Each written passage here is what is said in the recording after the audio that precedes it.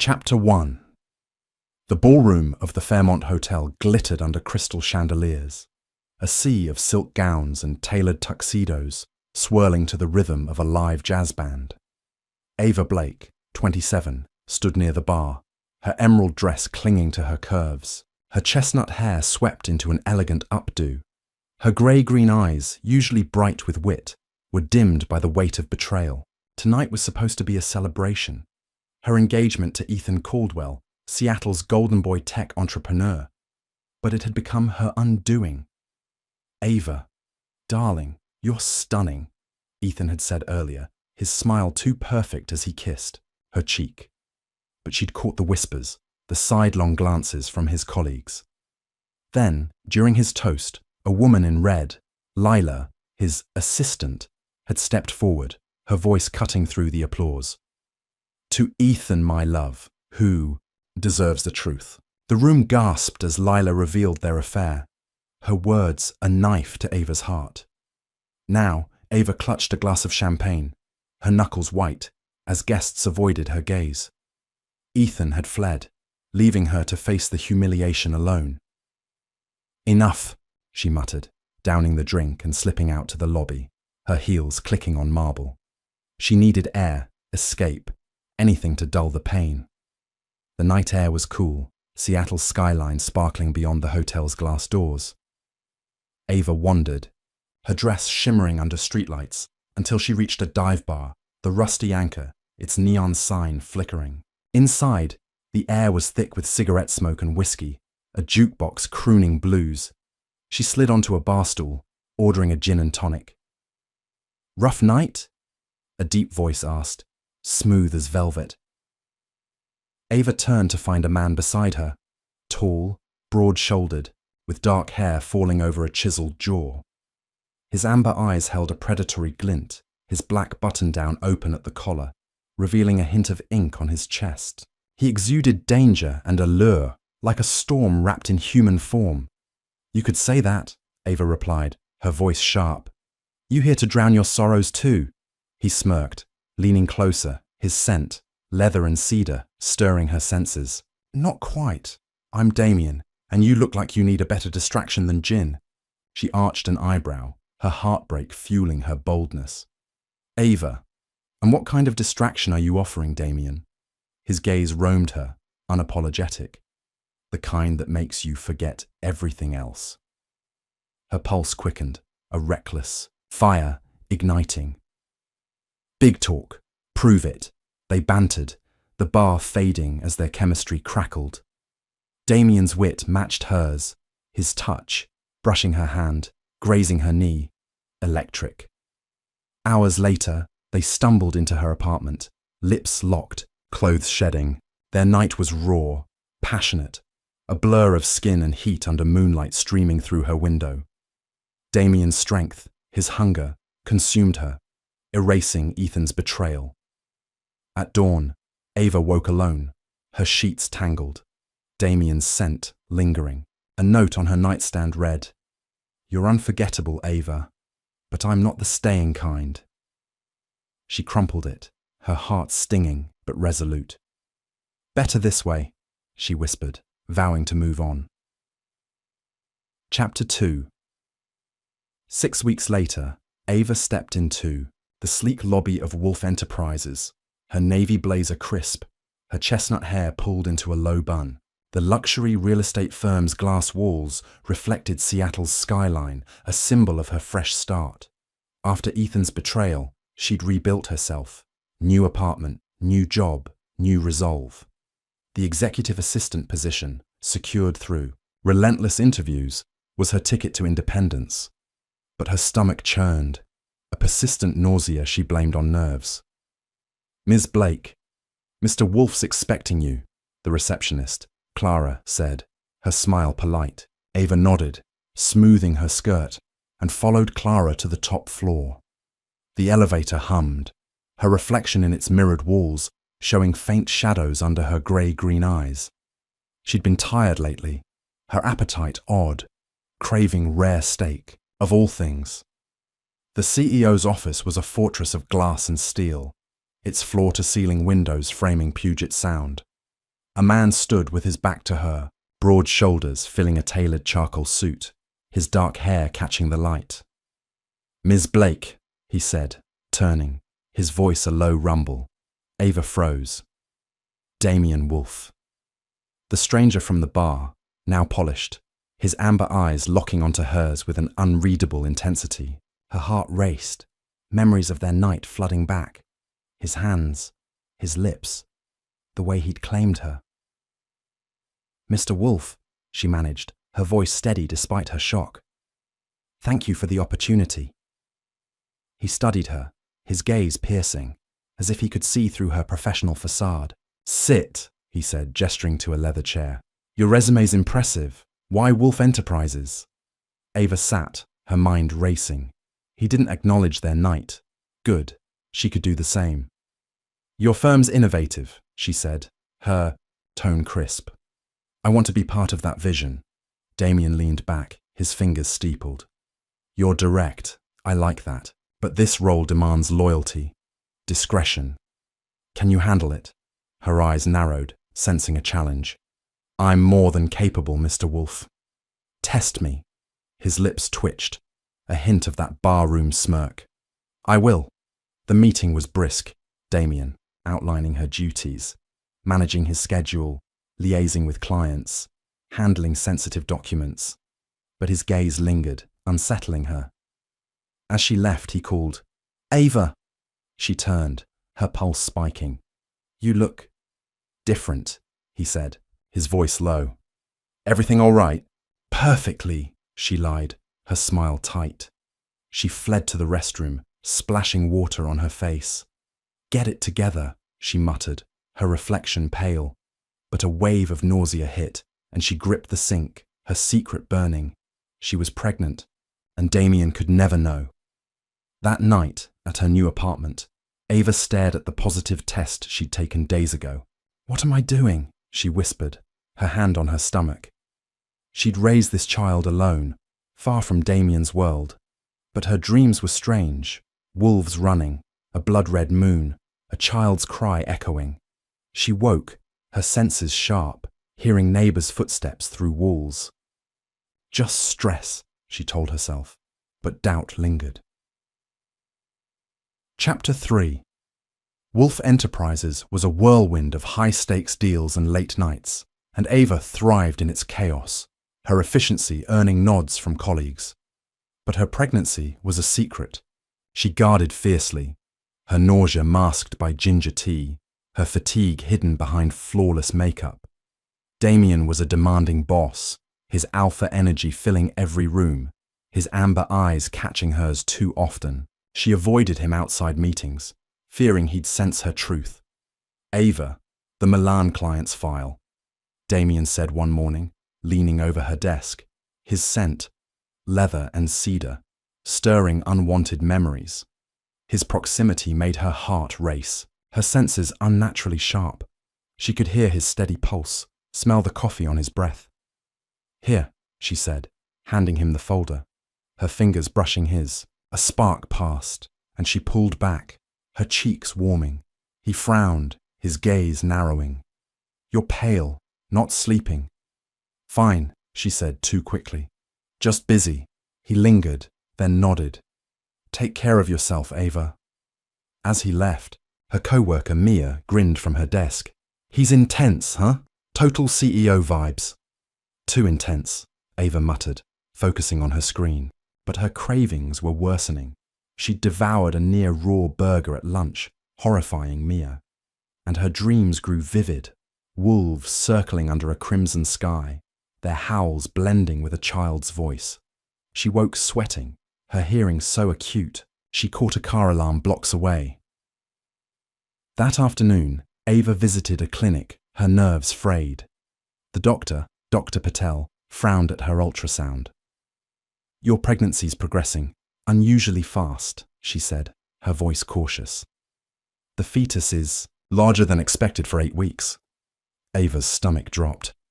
"Is that bad?" "Not necessarily," Dr. Patel said, but her eyes were worried. "We'll monitor you. Any other symptoms?" Ava hesitated, then lied. "Just nausea." She couldn't mention the cravings, the dreams, the way moonlight soothed her. As she left, her phone buzzed. A text from an unknown number. "The moon sees you, Ava." Her blood ran cold. She deleted it, but fear lingered. At home, she researched pregnancy anomalies, finding nothing to explain her symptoms.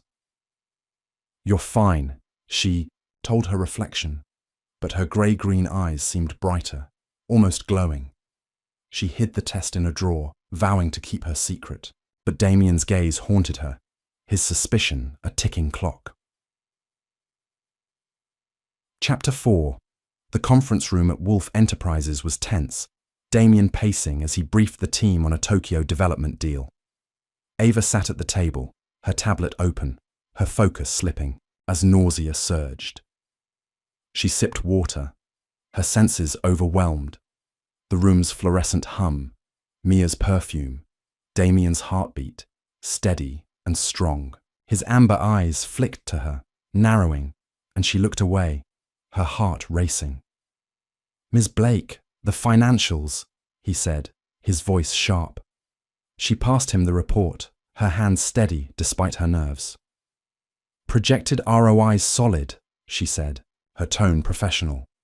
"Tokyo's market's ripe." He nodded, but his gaze lingered, intense, almost predatory. "Good work," he said, his voice low. The meeting ended, and the team dispersed, but Damien caught her arm as she stood. "A word, Ava." Her pulse spiked, his touch igniting memories of their night. "I have a call," she said, pulling away. "It can wait," he said, steering her to his office. The door closed and he faced her, his alpha energy filling the space. "You're avoiding me." "Why?" "I'm not," she lied, crossing her arms. "I'm doing my job." His eyes narrowed, his nostrils flaring. "You smell different. Sick. What's going on?" Her cheeks burned, fear and anger rising. "I'm fine, Damien. Stop prying." He stepped closer, his voice a growl. "I know you, Ava. That night wasn't nothing. Tell me the truth." Her temper flared, her secret teetering.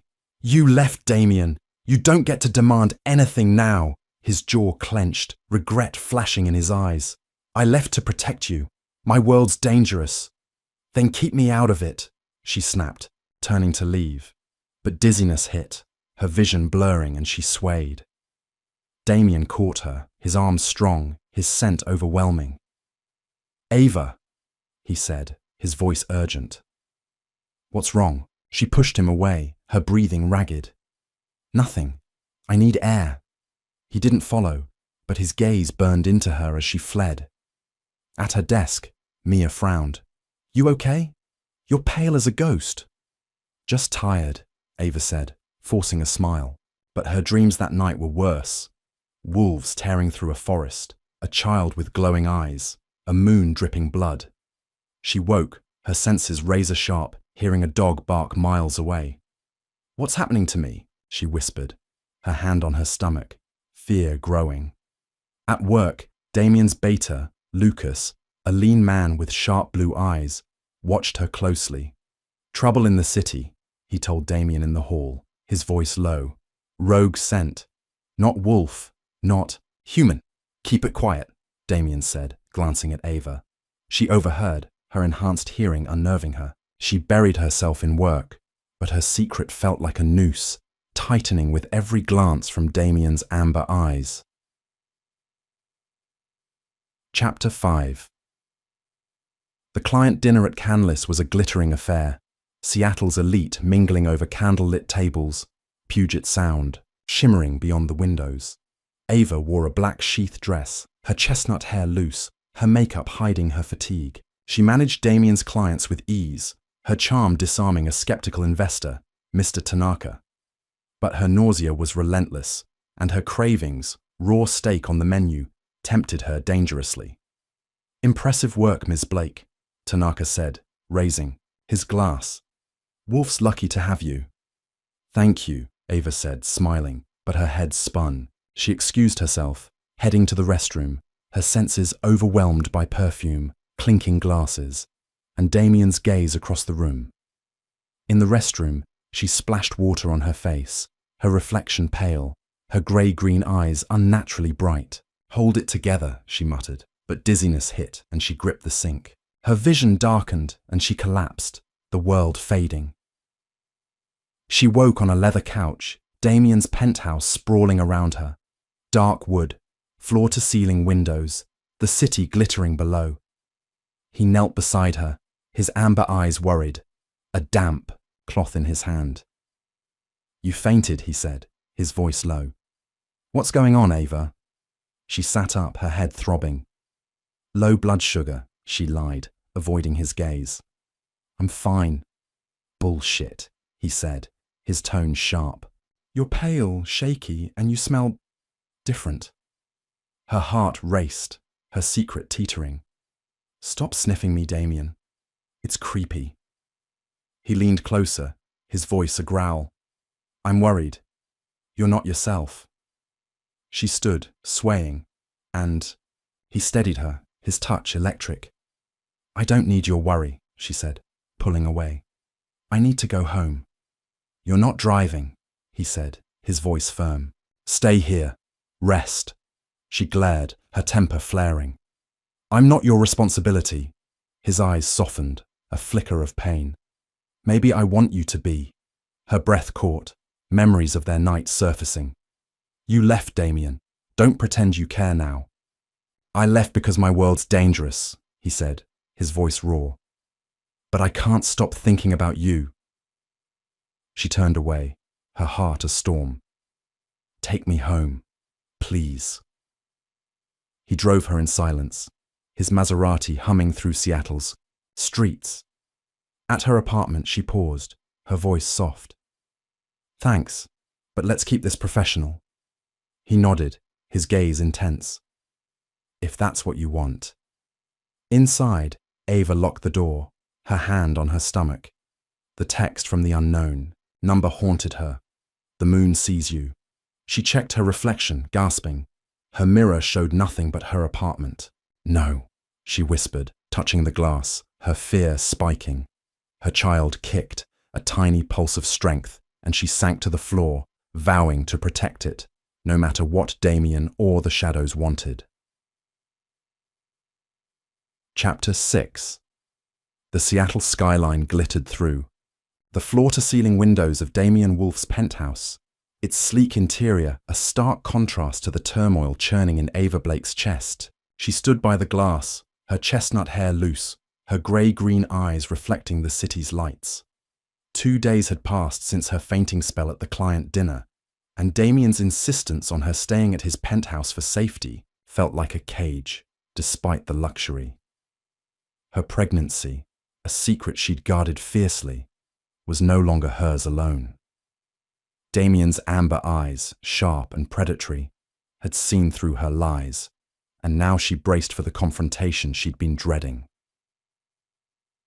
"You can't avoid me forever, Ava," Damien said, his voice a low rumble as he entered the living room, a glass of bourbon in hand. He wore a black sweater and jeans, his alpha energy filling the space, his dark hair slightly tousled. "We need to talk." Ava crossed her arms, her navy sweater hiding the faint curve of her stomach. "I'm here, aren't I?" she said, her tone sharp. "What's left to say?" He set the glass down, his gaze piercing. "The truth. You're pregnant, Ava, and it's mine." Her heart stopped, her breath catching. She'd planned to deny it, to push him away, but his certainty, his Wolf's instinct, shattered her defenses. "How did you know?" she whispered, her voice trembling. Damien stepped closer, his nostrils flaring. "Your scent's changed, sweeter, stronger, and your heartbeat, it's not just yours anymore." His eyes softened, but his jaw clenched. "Why didn't you tell me?" Ava backed away, her hands trembling. "Because you left, Damien. That night meant nothing to you. Why would I drag you into this?" His face hardened, a flicker of pain in his amber eyes. "It meant everything. I left to protect you from my world, not because I didn't care." "Your world," she scoffed, her fear fueling her anger. "What does that even mean?" He hesitated, then straightened, his voice steady. I'm not human, Ava. I'm an alpha werewolf, heir to the Crescent Pack. And our child, it's a werewolf too, but there's something different about it. Ava's knees buckled, and she sank onto the couch, her mind reeling. Werewolf? She repeated, her voice hollow. You're insane. I wish I were, he said, kneeling before her, his hands hovering near hers. But you felt it, haven't you? The cravings, the dreams, your senses sharpening. It's the child's blood, waking your own. She shook her head, tears stinging. This can't be real. I'm just pregnant, stressed. Damien's hand grazed her knee, his touch grounding. It's real, Ava, and I'm here to protect you both. But I need you to trust me. Trust you, she snapped, pulling away. You left me alone, Damien. Now you're talking about werewolves and my child being some kind of monster. He flinched, standing. Not a monster. Our child's powerful, Ava. That's why I'm worried. My pack, they'll sense it. Soon. And they won't all welcome it. Her stomach twisted, her hand instinctively on her belly. What does that mean? They'll hurt my baby? Not if I can help it, he said, his voice fierce. But you need to stay close. Let me keep you safe. Ava stood, her temper flaring. I don't need you, Damien. I've been fine on, say, my own. I'll raise this child without your pack. His eyes darkened, a growl rumbling in his chest. You don't understand the danger. There are others, vampires, witches, who'd kill for a child like ours. She froze, her dreams of wolves and blood-red moons flashing through her mind. Vampires? Witches? You're delusional. I'm not, he said, stepping closer, his voice low. And deep down, you know something's wrong. Let me help you, Ava. Please. Her throat tightened, fear and longing warring within her. I need time, she said, her voice breaking.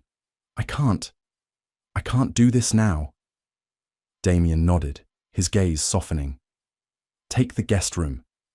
Rest, but we're not done talking.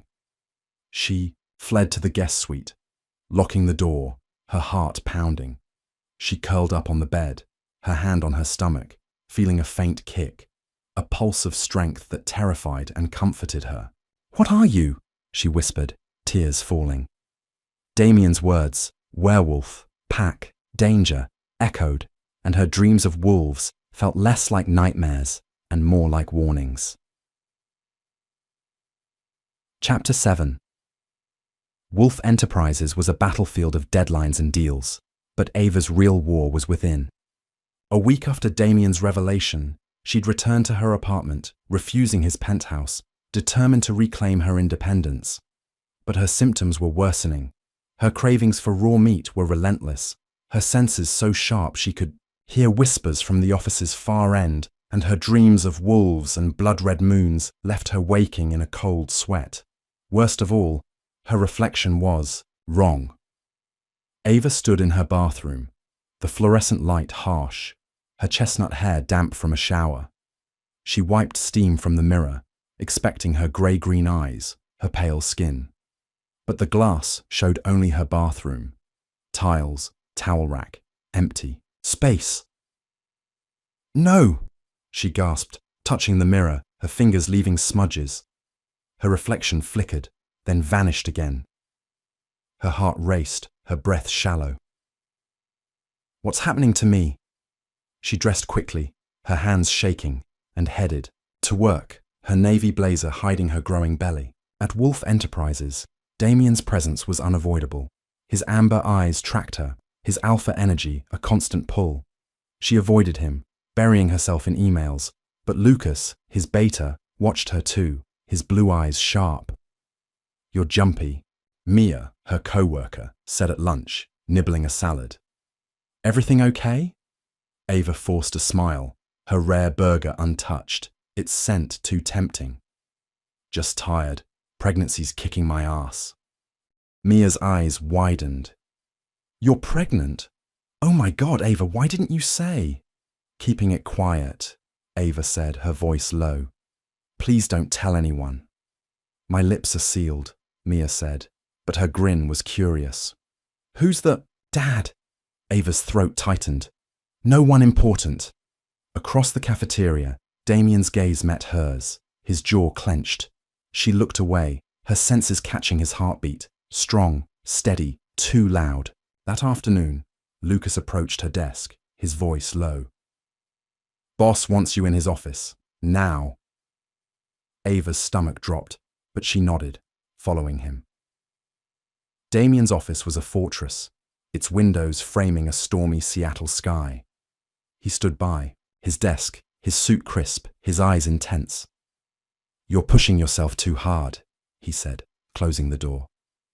And you're hiding something. I'm working, she snapped, crossing her arms. That's my job, remember? He stepped closer, his voice a growl. Your reflection's gone, Ava. I saw it in the elevator. What's going on? Her blood ran cold. You're spying on me. I'm protecting you, he said, his hands gripping her shoulders. Your sense changing, less human, more something else. And the child's power, it's growing. She pulled away, tears stinging. Stop talking like my baby's a threat. It's mine, Damien, not your pack's. It's ours, he said, his voice raw. And my pack's already whispering. Celine, our elder, wants answers. You need to trust me. Trust you? She laughed, bitter. You're the one keeping secrets. What's this rogue scent Lucas mentioned? His eyes darkened. Trouble, not your concern. Then leave me out of it, she said, turning to leave. But her phone buzzed, a text from an unknown number. We know what you carry, Ava. The moon waits. She froze, her fear spiking. Damien snatched the phone, his face hardening. Who sent this? I don't know, she whispered, her voice trembling. It's not the first, he cursed, his hand on her arm. You're staying with me. No arguments. She yanked free, her temper flaring. I'm not your prisoner, Damien. I'll handle this. You can't, he said, his voice desperate. Not alone. She left, her heart a storm, but his words lingered. That night, shadows clung to her apartment's corners, unnatural, moving. She locked her doors, her hand on her belly, vowing to protect her child, even from Damien's world. Chapter 8. The rain lashed Seattle's streets, a grey curtain blurring the city as Ava sat in a dimly lit coffee shop, her hands wrapped around her untouched latte. Her symptoms, vanishing reflections, heightened senses, relentless cravings, had driven her to desperation. A cryptic voicemail from her estranged aunt, Celeste, had led her here, promising answers. Ava hadn't seen Celeste since her mother's funeral 15 years ago, but the urgency in her aunt's voice was undeniable. You're late, a husky voice said. Celeste slid into the booth, a striking woman in her 50s with silver-streaked, black hair and piercing violet eyes. Her leather jacket was damp, a pendant of a crescent moon glinting at her throat. Ava straightened, her grey-green eyes wary. You said you had answers. Start talking. Celeste's gaze softened, but her voice was firm. You're in danger, Ava. You and that child you're carrying. Ava's hand instinctively covered her belly, her heart racing. How do you know I'm pregnant? I know more than that, Celeste said, leaning closer. Your mother, my sister, was a pure-blood witch. And your father, he wasn't human. He was a vampire, a royal. Ava's breath caught, her mind reeling. That's impossible. My parents were normal. They died in a car crash. A lie, Celeste said, her voice low. To protect you. You're a hybrid, Ava, witch and vampire. Your pregnancy's awakened your bloodlines, and that child, it's no ordinary baby. Ava shook her head, tears stinging. No, Damien said it's a werewolf like him. Celeste's eyes widened, then narrowed. Damien Wolf? The Crescent Alpha? My God, Ava, you've tangled with the worst kind. He's not. Ava stopped, her loyalty to Damien surprising her. What's my child then? Celeste's voice dropped, her words heavy. A Tribid, vampire, witch, werewolf, the first in a century. It fulfills the bloodborne moon prophecy. A child to unite or destroy our worlds. Ava's stomach twisted, her dreams of wolves and crimson moons flashing through her mind. Prophecy. What does that mean? It means everyone wants your child, Celeste said, her gaze intense. Vampires to weaponize it, witches to fear it, wolves to destroy it. You're not safe, Ava. Not here. Not with Wolf. Ava stood, her temper flaring. I'm not running. This is my baby Celeste. I'll protect it. You can't, Celeste said, grabbing her wrist. Not without your powers. I can teach you. Witchcraft, control, but you must accept what you are. Ava pulled free, her voice trembling. I need time. This is too much. Celeste sighed, slipping a card into Ava's hand. Call me when you're ready, but don't wait too long. The moon's watching. Ava left, the rain soaking her heart a storm. At work, Damien cornered her in the break room, his amber eyes worried. You're shaking, he said, his hand on her arm. What happened? Nothing, she lied, her voice sharp. Just family drama. His gaze narrowed. Don't shut me out, Ava. I can smell the fear on you. Then stop sniffing me, she snapped, pushing past him. But Lucas's voice stopped her in the hall. Trouble's brewing, he told Damien, his blue eyes flicking to Ava. Rogue scents stronger, and Celine's calling a council. Ava's fear spiked, Celeste's words echoing. Vampires, witches, wolves. She fled to her desk, her hand on her belly, vowing to uncover the truth, even if it meant facing Damien's world. Chapter 9. The Crescent Pack's safe house was a fortress hidden in the Olympic Peninsula's forests. Its stone, walls cloaked in moss, its windows dark. Ava stood in its shadowed courtyard, her chestnut hair catching the moonlight, her grey-green eyes wary. Damien had insisted she attend the Pack Council's meeting, claiming her child's safety depended on it.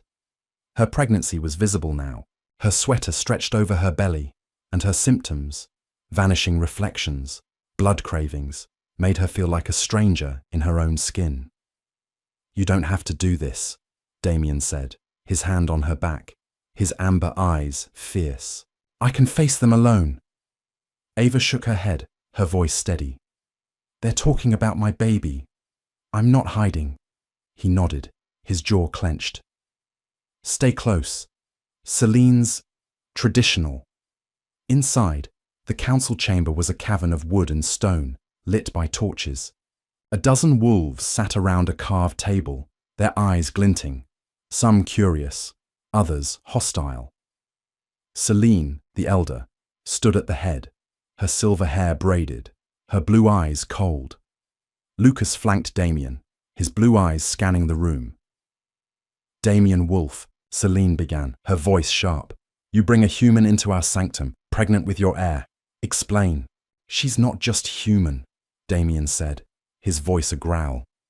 Ava's my mate. Our child is crescent blood.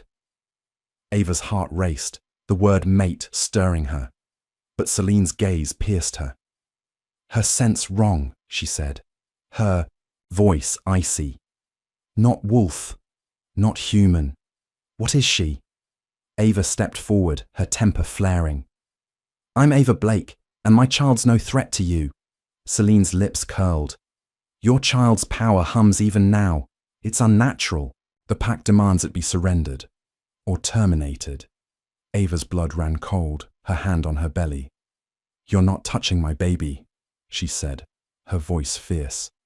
Damien's growl echoed, his body shielding her. Threaten my mate again, Celine, and you're done, the council murmured, some nodding, others glaring. A wolf, Marcus spoke, his voice gruff. The child's a risk, Alpha. The prophecy, bloodborne moon, says it'll destroy us. Prophecy, Ava snapped, her fear spiking. You're judging my baby on a fairy tale? Celine's eyes narrowed. Ignorant girl, the Tribid's power could end our kind. Ava's breath caught, Celeste's words ringing true. Damien's hand squeezed hers, his voice low. Enough! Ava and our child are under my protection. Challenge that, and you challenge me.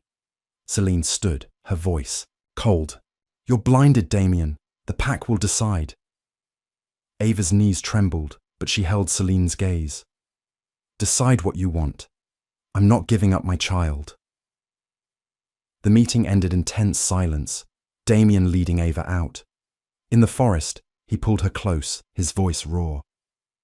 I won't let them hurt you. I swear it. They're your pack, she said, tears falling. How can you fight them? For you, I'd fight anyone, he said, his lips brushing her forehead. But as they drove back, Ava overheard Lucas on his phone. Celine's planning something. Watch the human. Ava's fear deepened, her hand on her belly. She needed Celeste, her powers, her truth, before the pack's verdict became her child's doom. Chapter 10. The Seattle waterfront was alive with tourists and street performers, but Ava felt like prey as she walked to her car after work. 2 weeks after the pack council, her symptoms were relentless. Shadows clung to her in the dark. Her thirst for blood surged, and her child's kicks were unnaturally strong.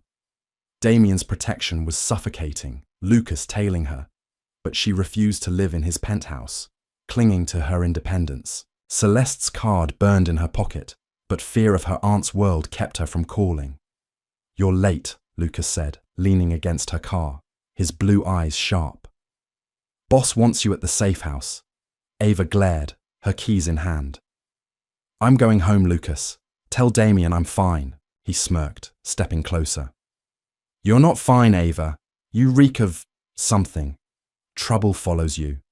Her temper flared, her senses catching his pulse, fast, wary. Back off, she said, her voice low. But a chill hit her, shadows moving, unnaturally in the alley nearby. Her hand glowed faintly, a spark of witch power she didn't understand. Lucas tensed, his eyes glinting. Get in the car, now! Before she could argue, 3 figures emerged, women in dark cloaks, their eyes glowing silver. Ava Blake, one hissed, her voice echoing. The Tribid's mother. You'll come with us. Ava's heart raced, her hand on her belly. Who are you? Witches, Lucas growled, shifting, his body rippling into a massive grey wolf. Run, Ava! She bolted, but the witches chanted, a wave of cold magic pinning her. Her glow flared, a burst of light, repelling them, instinctive and raw. Stay away, she shouted, her voice echoing with power she didn't know she had. Lucas lunged, his jaws snapping, but a witch's spell sent him crashing into a dumpster. Ava ran, her breath ragged, her child's energy pulsing, urging her on.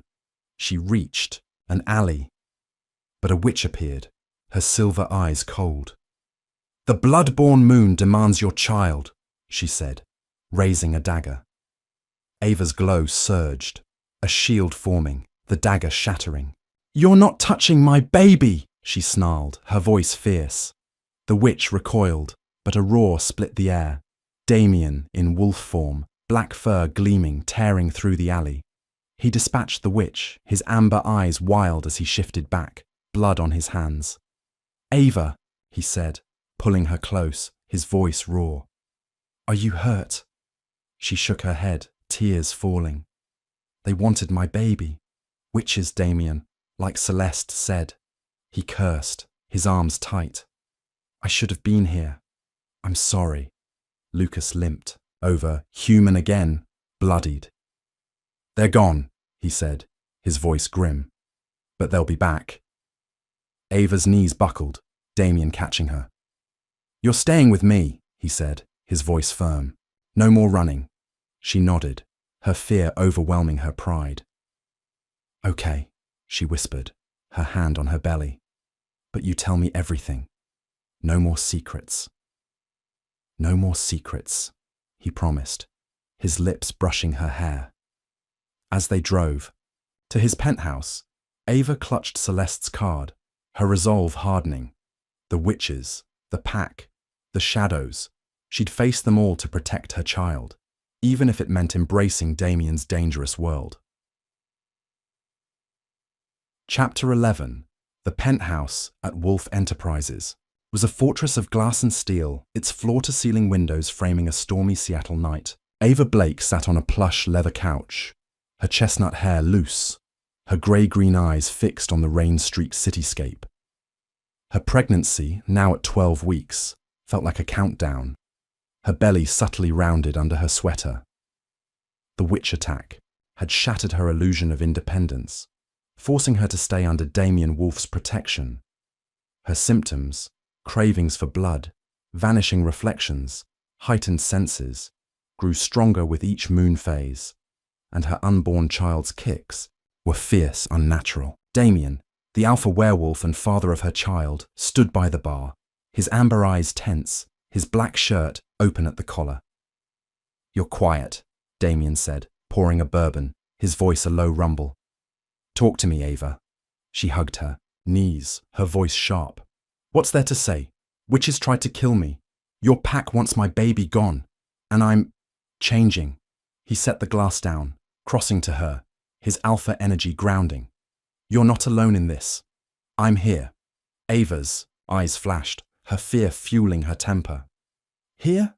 You're the reason I'm in this mess, Damien." "That night was more than a night," he interrupted, kneeling before her, his hands hovering near hers.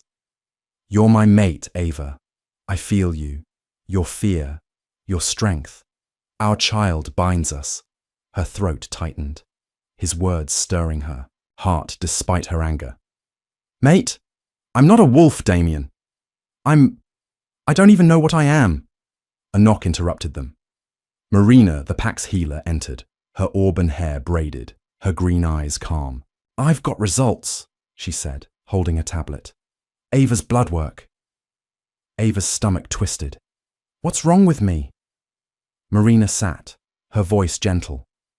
"Nothing's wrong, but your pregnancy's unique. The fetus is growing at triple the human rate, tied to lunar cycles. It's not just a werewolf." Damien's jaw clenched. "What is it then?" Marina hesitated, her eyes meeting Ava's. "A Tribid, vampire, witch, werewolf. Its powers amplifying Ava's dormant bloodlines." Ava's breath caught, Celeste's confession echoing. Her mother a witch, her father a vampire. "How is that possible?" she whispered, her hand on her belly. "Your hybrid nature," Marina said. "The child's awakening it. Your cravings, your senses, they're vampire, and witch traits surfacing." Damien stood, his voice a growl. "And the pack? They'll sense this." "They already do," Marina said, her tone grim. "Celine's pushing for a vote. She wants the child contained." Ava's fear spiked, her hand glowing faintly with witch power. "Contained? They're not touching my baby." Damien's hand squeezed hers, his voice fierce. "They won't. I'll burn the pack to the ground first." Marina sighed, standing. "Train her, Damien. Her powers are volatile. And Ava, trust Celeste. She's your best shot at control." After Marina left, Ava pulled away, her voice trembling. "I don't want this, Damien. Not the powers, not the danger." He cupped her face, his amber eyes soft. "I know, but you're stronger than you think. We'll face it together." She nodded, tears falling, but her resolve hardened. "I need Celeste. Tomorrow." "Done," he said, his lips brushing her forehead. That night, Ava's dreams were vivid. Wolves howling, a child with tri-coloured eyes, a moon dripping blood. She woke, her senses sharp, hearing Damien's heartbeat through the walls. Her child kicked, a pulse of strength, and she whispered, "I'll protect you, no matter what." Chapter 12. The Olympic Peninsula's forests were a labyrinth of moss and mist, the Crescent Pack's safe house a stone fortress hidden within. Ava stood in its training yard, her breath visible in the chilly dawn, her chestnut hair tied back. Celeste, her aunt, faced her, her violet eyes sharp, a grimoire tucked under her arm. Ava's witch powers, sparks of light, bursts of energy, were erratic, and her vampire traits, speed, thirst, terrified her. Damien watched from the sidelines, his amber eyes tense, his leather jacket scuffed from patrol. "Focus, Ava," Celeste said, her voice firm. "Feel the Earth's pulse. Draw from it." Ava closed her eyes, her hands outstretched, but her glow flickered. "I can't," she said, frustrated. "It's like grabbing smoke." "You're fighting yourself," Celeste said, stepping closer. "Your witch blood's natural. Embrace it." Ava's temper flared. "Embrace it? I'm craving blood, Celeste. My reflection's gone. I'm not a witch. I'm a freak." Celeste's gaze softened. "You're my sister's daughter. A hybrid. Yes, but powerful. Your child needs you to be strong." Ava tried again, her glow stabilizing, lifting pebbles from the ground. "Better," Celeste said, smiling, but Ava's senses caught a new scent. Iron, decay, approaching fast. "Damien!" she shouted, her glow flaring. He spun, his body rippling into a black wolf, his growl echoing. A figure emerged, a vampire, pale and elegant, with crimson eyes and a tailored coat. "Peace, Alpha," the vampire said, his voice smooth. "I'm Emile, emissary of Victor, lord of the Sanguine clan. We seek parley." Damien shifted back, his amber eyes blazing. "Speak, bloodsucker. Why are you here?" Emile's gaze flicked to Ava, his nostrils flaring. "The Tribid. Its power hums across the region. Victor demands its allegiance, or its surrender." Ava's blood ran cold, her hand on her belly. "My child's not a bargaining chip," she said, her voice fierce. Emile smiled, his fangs glinting. "You're bold, hybrid, but the Tribid's a weapon. Join us or we'll take it." Damien lunged, but Ava's glow stopped him, a shield forming. "Enough!" she shouted. "Tell Victor to stay away." Emile bowed, mockingly. "As you wish, but the blood-born moon nears. We'll meet again." He vanished, his speed a blur. Damien cursed, pulling Ava close. "You okay?" "No," she admitted, tears stinging. "Vampires, witches, your pack. Everyone wants my baby." He cupped her face, his voice raw. "I'll die before they touch you. I swear it." Celeste approached, her voice grim. "Victor killed your father, Ava. He's ruthless. Train harder. Your powers are your only defense." That night, Ava's dreams revealed her father, a vampire prince, betrayed by Victor, his crimson eyes pleading. She woke, her thirst surging, her fangs aching. "No," she whispered, clutching her belly. Damien found her, his arms grounding her. "You're not a monster," he said, his voice soft. "You're mine." Her heart raced, their bond deepening, but fear lingered. The vampires were coming, and her powers were her child's only hope. Chapter 13. The safe house's library was a sanctuary of dusty tomes and candlelight, its oak shelves heavy with pack lore. Ava sat at a table, her chestnut hair braided, her grey-green eyes scanning Celeste's grimoire.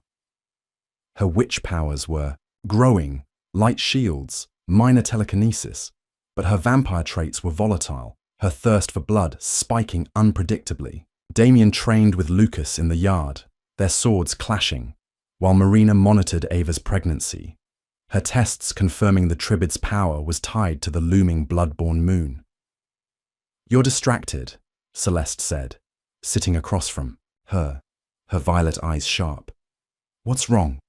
Ava sighed, closing the grimoire. "My thirst. It's worse. Last night I wanted to bite Damien." Celeste's gaze softened. "Your vampire blood's waking. It's natural, but dangerous without control." "Natural?" Ava scoffed, her voice trembling. A monster, Celeste. How do I protect my child like this? You're not a monster, Celeste said, her hand on Ava's. You're a mother. Your love will guide you. A scream split the air. Marina in the hall. Ava and Celeste rushed out, finding her collapsed, her eyes silver, her body convulsing. A curse, Celeste said, kneeling, her hands glowing. Rogue witches. Ava's heart raced, her glow flaring. Can you save her? I'm trying, Celeste said, chanting, sweat beading on her brow. Damien burst in, his amber eyes wild, Lucas behind him. What happened? Damien demanded, his voice a growl. Witches, Ava said, her voice sharp. They're targeting us, Marina gasped, her eyes clearing. They want Ava's power, she panted. I saw silver eyes. Celeste stood, her face grim. They've cursed Ava too. Her vampire thirst. It's amplified. Ava's stomach dropped, her fangs aching. What does that mean? You're a danger, Celeste said, her voice firm. Until we break it, you can't be near blood.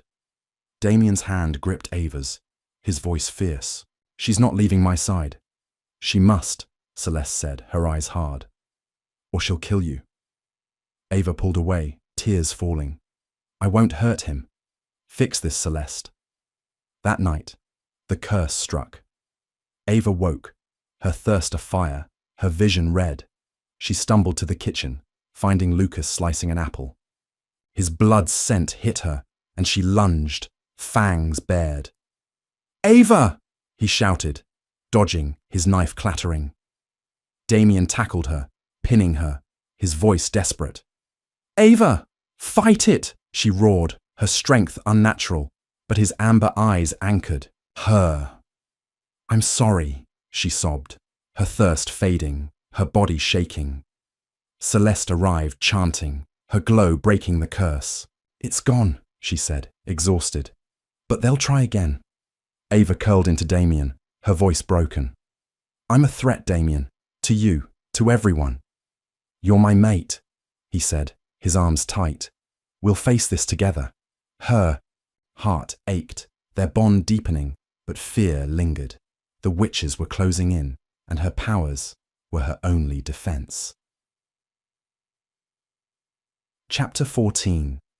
The Crescent Pack's council chamber was a cauldron of tension, its torchlit walls carved with wolf motifs.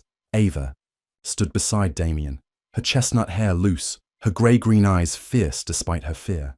Her pregnancy was visible now, her sweater stretched, and her powers, witchlight, vampire speed, were unstable after the curse. The pack's elders, led by Celine, sat around the table, their eyes glinting with distrust. Lucas guarded the door, his blue eyes wary, while Marina sat, her face pale from her ordeal. Damien Wolf, Celine began, her silver hair gleaming, her voice icy. Your mate endangers us. Her child's power draws enemies, witches, vampires. The pack demands action. Ava's hand tightened on Damien's, her temper flaring. My child's not a threat, she said, her voice sharp. You're judging it before it's born. Celine's eyes narrowed. Your sense tainted, girl. Vampire, witch, wolf. It's unnatural. The blood-born moon prophecy warns of ruin. Damien's growl echoed, his amber eyes blazing. Ava's my mate. Our child's crescent blood. Threaten them, and you answer to me. A wolf, Marcus stood, his voice gruff. The pack split, Alpha. Half follow you, half fear her. Celine speaks for us. Surrender the child, or we'll take it. Ava's glow flared, pebbles rattling on the floor. Try it, she said, her voice fierce. You'll regret it. Celine smiled, cold. Bold, but foolish. You're no wolf, Ava. You don't belong. Enough, Damien said, standing, his alpha energy suffocating. Celine, Marcus, you're banished. Leave by dawn, or I'll tear you apart. The council gasped, wolves murmuring. Lucas stepped forward, his voice low. Alpha, banishing half the pack weakens us. Reconsider. Damien's gaze didn't waver. My mate, my child, come first. Choose your side, Lucas. Lucas nodded, his eyes steady. I'm with you. Celine stood, her voice venomous. You'll regret this, Damien. The pack will fall. She stormed out, Marcus and others following. Ava's knees trembled, and Damien caught her, his voice soft. You okay? No, she admitted, tears falling. Your pack's breaking because of me. They're breaking because of fear, he said, his lips brushing her hair. You're my strength, Ava. That night, in the safe house's library, Ava found a journal, pack lore, detailing the Tribid prophecy. A child of 3 bloods, born under the blood-born moon, to unite or destroy. Unite, she whispered, her hand on her belly, feeling her child's kick. But Lucas's warning echoed. Celine's not done. She's talking to someone. Vampires, maybe. Ava's fear deepened, her resolve hardening. She needed her powers, her allies, to protect her child from the pack's divide and the shadows closing in. Chapter 15. The safe house's rooftop was a haven under a waxing moon, its silver light bathing the forest in an ethereal glow. Ava stood by the edge, her chestnut hair catching the breeze, her grey-green eyes reflecting the stars. Her pregnancy was advancing rapidly, her belly prominent, her child's power surging with each lunar phase. Damien joined her, his amber eyes soft, his leather jacket open, his scent, leather and cedar, grounding her. The pack's split had weakened them, but Ava's bond with Damien grew stronger, their mate connection a lifeline. You're glowing, Damien said, his voice low, his hand brushing her arm. Literally, Ava smiled, her witch light flickering. Blame the kid, she said, her hand on her belly. It's like a battery, charging me up. He chuckled, pulling her close. You're incredible, Ava. You know that. Her heart raced, their chemistry igniting. Don't get sappy, Alpha, she teased, but her voice softened. I'm scared, Damien. The moon's getting fuller, and I feel her. She's strong. Her. Damien's eyes widened, his hand covering hers. A girl. Ava nodded, tears stinging. I feel her emotions, fierce, protective, like you. He kissed her, slow and deep, their bond humming. We'll protect her, he said, his voice raw. Together. But their moment shattered as Lucas burst onto the roof, his blue eyes wild. Vampires hit our safe house in Tacoma, he said, panting. They took Marina. Ava's blood ran cold, her glow flaring. Victor? Lucas nodded, his voice grim. He left a message. Surrender the Tribid, or the healer dies. Damien's growl echoed, his fists clenched. He's baiting. Us. We'll get her back. Ava grabbed his arm, her voice fierce. I'm coming. Marina's family. You're pregnant, Damien said, his eyes hard. It's too dangerous. She's right, Lucas said, surprising them. Ava's powers are our edge. Victor won't expect her. Ava's resolve hardened. I'm not sitting this out, Damien. Our daughter needs me to fight. He sighed, his hand framing her face. Stubborn mate, he said, his voice soft. Stay close. They planned the rescue, Ava's powers tingling, her child's energy urging her on. But her dreams that night were dark. Victor's crimson eyes, Marina's scream, a moon bleeding red. She woke, her thirst spiking, her fangs aching. I'm ready, she whispered, clutching Celeste's grimoire, vowing to save Marina and protect her daughter, no matter the cost. Chapter 16. The Crescent Pack's safe house in the Olympic Peninsula was a fortress cloaked in mist, its stone, walls humming with tension. Ava Blake stood in the war room, her chestnut hair braided, her grey-green eyes sharp despite the ache in her swollen belly. Her pregnancy, now at an unnatural 16 weeks, pulsed with her Tribid child's power, amplifying her witch and vampire traits. Damien Wolf, her mate and the Alpha, paced beside a map table, his amber eyes blazing, his leather jacket scuffed from patrols. The vampire attack on their Tacoma safe house had taken Marina, the pack's healer, and Victor's demand, surrender the Tribid, hung like a guillotine, but a deeper betrayal festered within the pack. "We hit Victor's stronghold at dawn," Damien said, his voice a growl, pointing to a marked location on the map. "Lucas, you lead the flank. Ava, you're with me." Ava nodded, her hand glowing, faintly with witch power. "I'm ready," she said, her voice firm. "Marina's family. We bring her home." Lucas, the beta, leaned against the wall, his blue eyes troubled. "We've got a problem," he said, his voice low. "I traced Selene's communications. She's been feeding Victor our movements." Ava's blood ran cold, her glow flaring. "Selene," she said, her voice sharp. "Your elder. She's the traitor." Damien's fists clenched, his growl echoing. "That bitch. She's been against Ava from the start." Lucas nodded, holding up a burner phone. "Found this in her quarters. Texts to a vampire contact, Victor's emissary, Emile.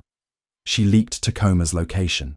Ava's heart raced, her child's energy surging, protective. "Why?" she demanded. "What does she gain?" "Power," Lucas said, his voice grim. "She thinks the Tribid threatens wolf supremacy. Victor promised her a seat at his table if she delivers you." Damien slammed the table, wood splintering. "She's dead. I'll rip her apart." Ava grabbed his arm, her voice steady. "We need her alive, Damien. She knows Victor's plans." He met her gaze, his amber eyes softening. "You're right," he said, his voice raw. "But she'll pay." A knock interrupted them. Celeste, Ava's aunt, entered, her silver-streaked hair loose, her violet eyes urgent. "I sensed a disturbance," she said, her grimoire under her arm. "What's happened?" Ava filled her in, her voice trembling. "Selene betrayed us. Marina's gone because of her." Celeste's face hardened. "I'll ward the safe house, but Ava, your powers, you need to master them before facing Victor." "I'm trying," Ava said, her glow flickering. "But my vampire side, it's stronger. I'm scared, Celeste." Celeste's hand rested on her shoulder. "You're my sister's daughter. You'll find balance. Your child's strength will guide you." Lucas cleared his throat. "We've got Selene's last known location, a cabin near Forks. We grab her tonight, then hit Victor." Damien nodded, his hand squeezing Ava's. "You stay here, Ava. It's too risky." "No," she said, her voice fierce. "Selene's after my baby. I'm coming." He sighed, his lips brushing her forehead. "Stubborn mate," he murmured. "Stay close." That night, they tracked Selene to a remote cabin, its windows dark. Ava's senses were razor sharp. She heard Selene's heartbeat inside, fast and guilty. "She's alone," she whispered, her glow shielding them. Damien kicked the door in, his wolf form a black blur. Selene stood, her silver hair wild, a dagger in hand. "You're fools!" she spat. "The Tribid will destroy us." Ava's glow pinned her, her voice cold. "You betrayed Marina, my child." "Why?" Selene sneered. "For the pack. You're tainted, Ava. That thing you carry, it's an abomination," Damien growled, but Ava stopped him. "Where's Marina?" she demanded. Selene laughed, bitter. "Victor's lair. You'll never reach her," Celeste chanted, binding Selene with magic. "She's yours," she told Damien. "But Ava's right. Keep her alive." As they dragged Selene back, Ava's child kicked, a pulse of strength. "We'll save Marina," she whispered, her resolve steel, but Selene's words haunted her. Abomination, tainted. Her powers were her only hope, but her fear of losing control lingered. Chapter 17. The Sanguine clan's stronghold was a Gothic mansion nestled in the Cascades, its spires piercing a moonless sky. Ava crouched in the forest, her chestnut hair hidden under a dark hood, her grey-green eyes scanning the iron gates. Her pregnancy weighed on her, her Tribid child's power surging. amplifying her witch shields and vampire speed. Damien, in wolf form, flanked her, his black fur blending with the shadows, while Lucas and a small pack team waited nearby. Celine, bound and gagged, glared from the underbrush, her betrayal a fresh wound. Marina's life and the pack's survival depended on this rescue. "Guards at the gate," Ava whispered, her senses catching their heartbeats. Vampires, cold and steady. "Two more on the roof." Damien shifted, his amber eyes glowing. "We go in quiet," he said, his voice low. "Ava, your shield's up?" She nodded, her glow forming a translucent dome. "Ready," she said, her voice steady despite her fear. "Let's get Marina." Lucas checked his silver-tipped blades. "Celine's intel better be good," he muttered, "or I'll gut her myself." They slipped through the forest, Ava's vampire speed a blur, her witch shield muffling their steps. But her senses caught a new scent, iron, decay, familiar. "Victor!" she hissed, her fangs aching. Her dreams of her father's betrayal, Victor's crimson eyes, flashed through her mind, her vampire blood stirring. "Focus," Damien said, his hand on her arm. "We're close." They reached a side entrance, Ava's glow unlocking the wards. Inside, the mansion was a maze of marble and velvet, its air heavy with blood.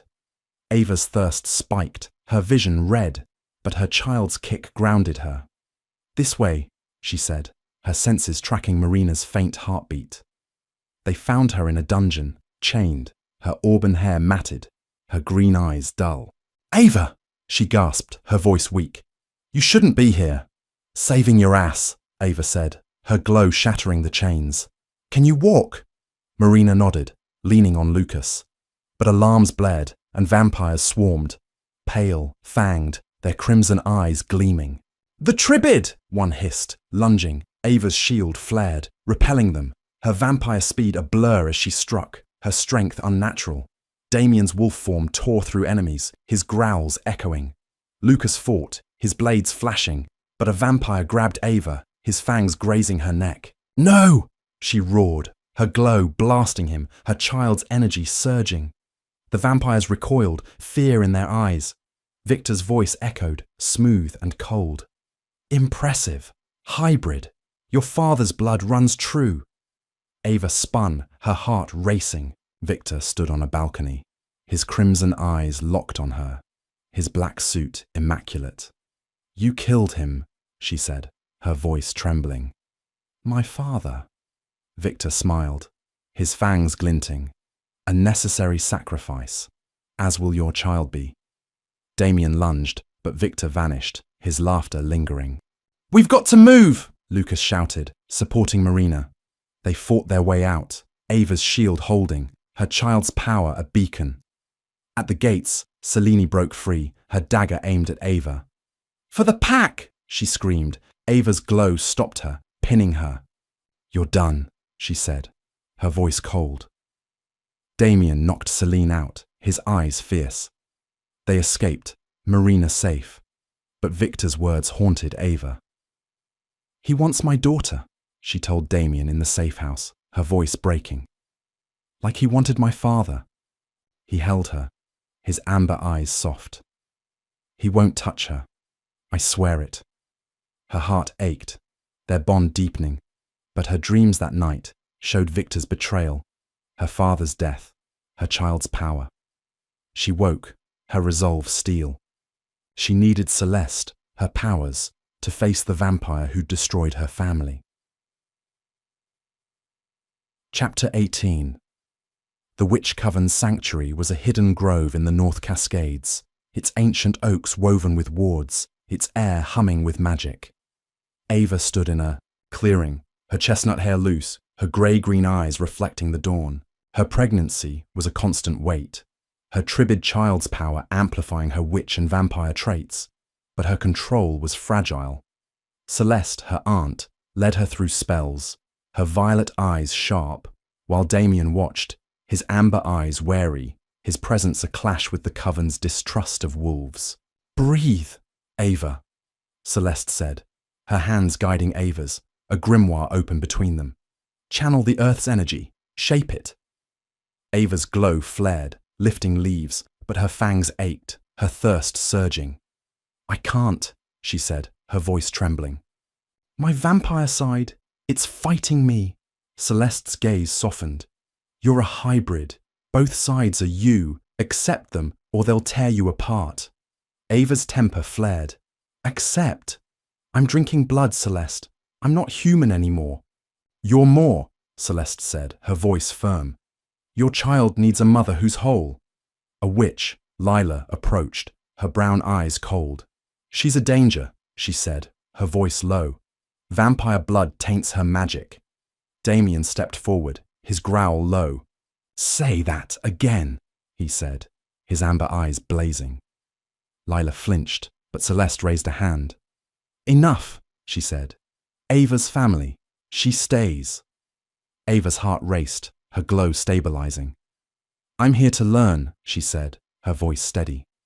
Help me protect my daughter. Lila nodded, reluctant, and Celeste resumed the lesson. Ava conjured a shield, stronger now, but her senses caught a new threat, rogue wolves, their scent wild. Damien, she shouted, her glow flaring. He shifted, his black wolf form a blur, tackling a rogue as it burst into the grove. Ava's shield protected the coven, her vampire speed a blur as she fought, her strength unnerving. The rogues fled, but Lila was wounded, blood seeping. Ava's thirst spiked, her vision red, but Damien's voice cut through. Ava, focus, he shouted, human again, his hand on her arm. She nodded, her glow healing Lila's wound, her child's energy guiding her. Thank you, Lila whispered, her eyes wide. Celeste smiled, proud. You're learning, she said, but the blood-born moon's a month away. Your daughter's power will peak then. Ava's fear deepened, her hand on her belly. What if I can't protect her? You will, Damien said, pulling her close, his voice raw. We will. That night, Ava's dreams showed her daughter, a girl with tricolored eyes, torn between worlds. I'll fight for you, she whispered, waking with resolve. But the rogue's attack hinted at a larger threat, and Victor's shadow loomed ever closer. Chapter 19. The Crescent Pack's safe house was a hive of activity, its courtyard ringing with the clash of training blades. Ava stood on the sidelines, her chestnut hair tied back, her grey-green eyes watching Damien spar with Lucas, their movements, fluid, deadly. Her pregnancy was a constant presence, her Tribid child's power a hum in her veins, her witch and vampire traits more controlled after the Coven's training. Celine's betrayal had fractured the pack, but Marina's rescue had sparked a shift. Wolves who doubted Ava now trained beside her, their eyes wary but respectful. You're getting soft, Alpha, Lucas teased, dodging Damien's strike, his blue eyes glinting. Says the beta who tripped over a root, Damien shot back, his amber eyes warm, his grin fierce. Ava smiled, her heart lighter, but her senses caught a new scent. Wolf, familiar. Heads up, she said, her glow flaring. The pack tensed as Marcus, a banished wolf, stepped into the courtyard, his hands raised. I come in peace, he said, his voice gruff. I was wrong, Alpha. About Ava, the child. Damien's growl echoed, his sword at Marcus's throat. Give me one reason not to end you. Ava stepped forward, her voice steady. Let him speak, Damien. We need allies. Marcus met her gaze, his eyes earnest. Celine's with Victor, he said. She's rallying the banished. They're planning to take the Tribid at the blood-born moon. Ava's blood ran cold, her hand on her belly. Why come back? She asked, her voice sharp. Guilt, Marcus said, his voice low. I saw your power, Ava. You saved Marina. Your pack. Damien lowered his sword, his eyes narrowing. Prove it. Fight with us. Marcus nodded, kneeling. I swear loyalty. To you, Alpha. To Ava, our queen. The pack murmured, some nodding, others skeptical. Lucas clapped Marcus's shoulder. "Welcome back, traitor," he said, his grin wry. Ava's glow flickered, her child's energy approving. "We trust him," she told Damien, her voice soft. For now, that night, Ava trained with Lucas, her vampire speed matching his wolf strength, her witch shields deflecting his strikes. "Not bad, hybrid," he said, panting. "Your pack now." She smiled, her heart full. "Thanks, Lucas, for believing in me." Damien watched, his amber eyes proud. "You're their queen," he said, pulling her close. "They see it now." Her dreams showed her daughter, a beacon of unity, but Iris, a rogue witch, appeared, her silver eyes cold. "The Tribids, mine!" she hissed. Ava woke, her resolve steel. The pack was hers, but Iris's threat loomed, and the blood-born moon was coming. Chapter 20. The safe house's rooftop was a sanctuary under a crescent moon, its silver light casting shadows across the forest. Ava leaned against the railing, her chestnut hair loose, her grey-green eyes reflecting the stars. Her pregnancy was a constant weight, her Tribid child's power a steady hum, her witch and vampire traits more balanced after training. Damien joined her, his amber eyes soft, his black shirt open, his scent, leather and cedar, stirring her heart. The pack's redemption had strengthened them, but Victor and Iris's alliance loomed, and Ava's fear for her daughter grew. "You're glowing again," Damien said, his voice low, his hand brushing her arm. "My mate's a light show." Ava laughed, her glow flickering. "Blame our daughter," she said, her hand on her belly. "She's got opinions." He smiled, pulling her close, his lips grazing her temple. "She's like her mother, stubborn, fierce." Her heart raced, their chemistry igniting. "And her father," she said, her voice soft. "Protective, impossible." They kissed, slow and deep, their mate bond humming, a tether against the chaos. Damien's hands roamed her back, his touch electric. "I need you, Ava," he whispered, his voice raw. "All of you." She pulled back, her eyes searching his. "I'm scared, Damien. What if we lose her?" "We won't," he said, his hands framing her face. "You're my strength, our bond. It's stronger than any prophecy." Their passion flared, their kisses urgent, their bodies pressed close under the moon. They moved to his room, their love afire, their bond sealing their souls. Ava's powers hummed, her child's energy approving, her fears fading in Damien's arms. At dawn, a scout burst in, his voice urgent.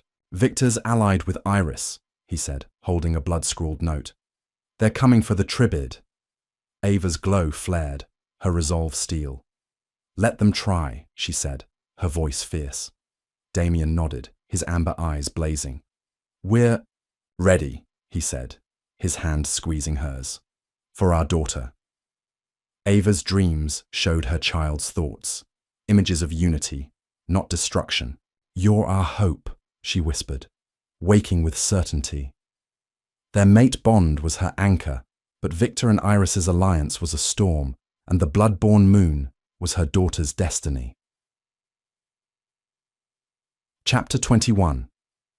The Crescent Pack's safe house in the Olympic Peninsula thrummed with purpose, its stone walls echoing with the clatter of weapons and the low murmur of strategy. Ava Blake stood in the war room, her chestnut hair tied back, her grey-green eyes scanning a map of Seattle's supernatural territories.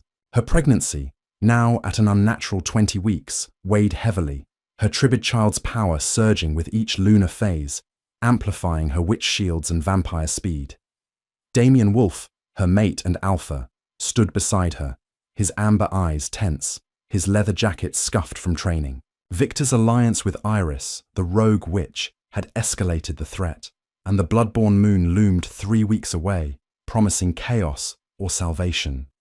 "We need more than wolves," Damien said, his voice a growl, pointing to a rival pack's territory. Elena's nightshade pack could tip the scales. Ava's hand rested on her belly, her glow flickering.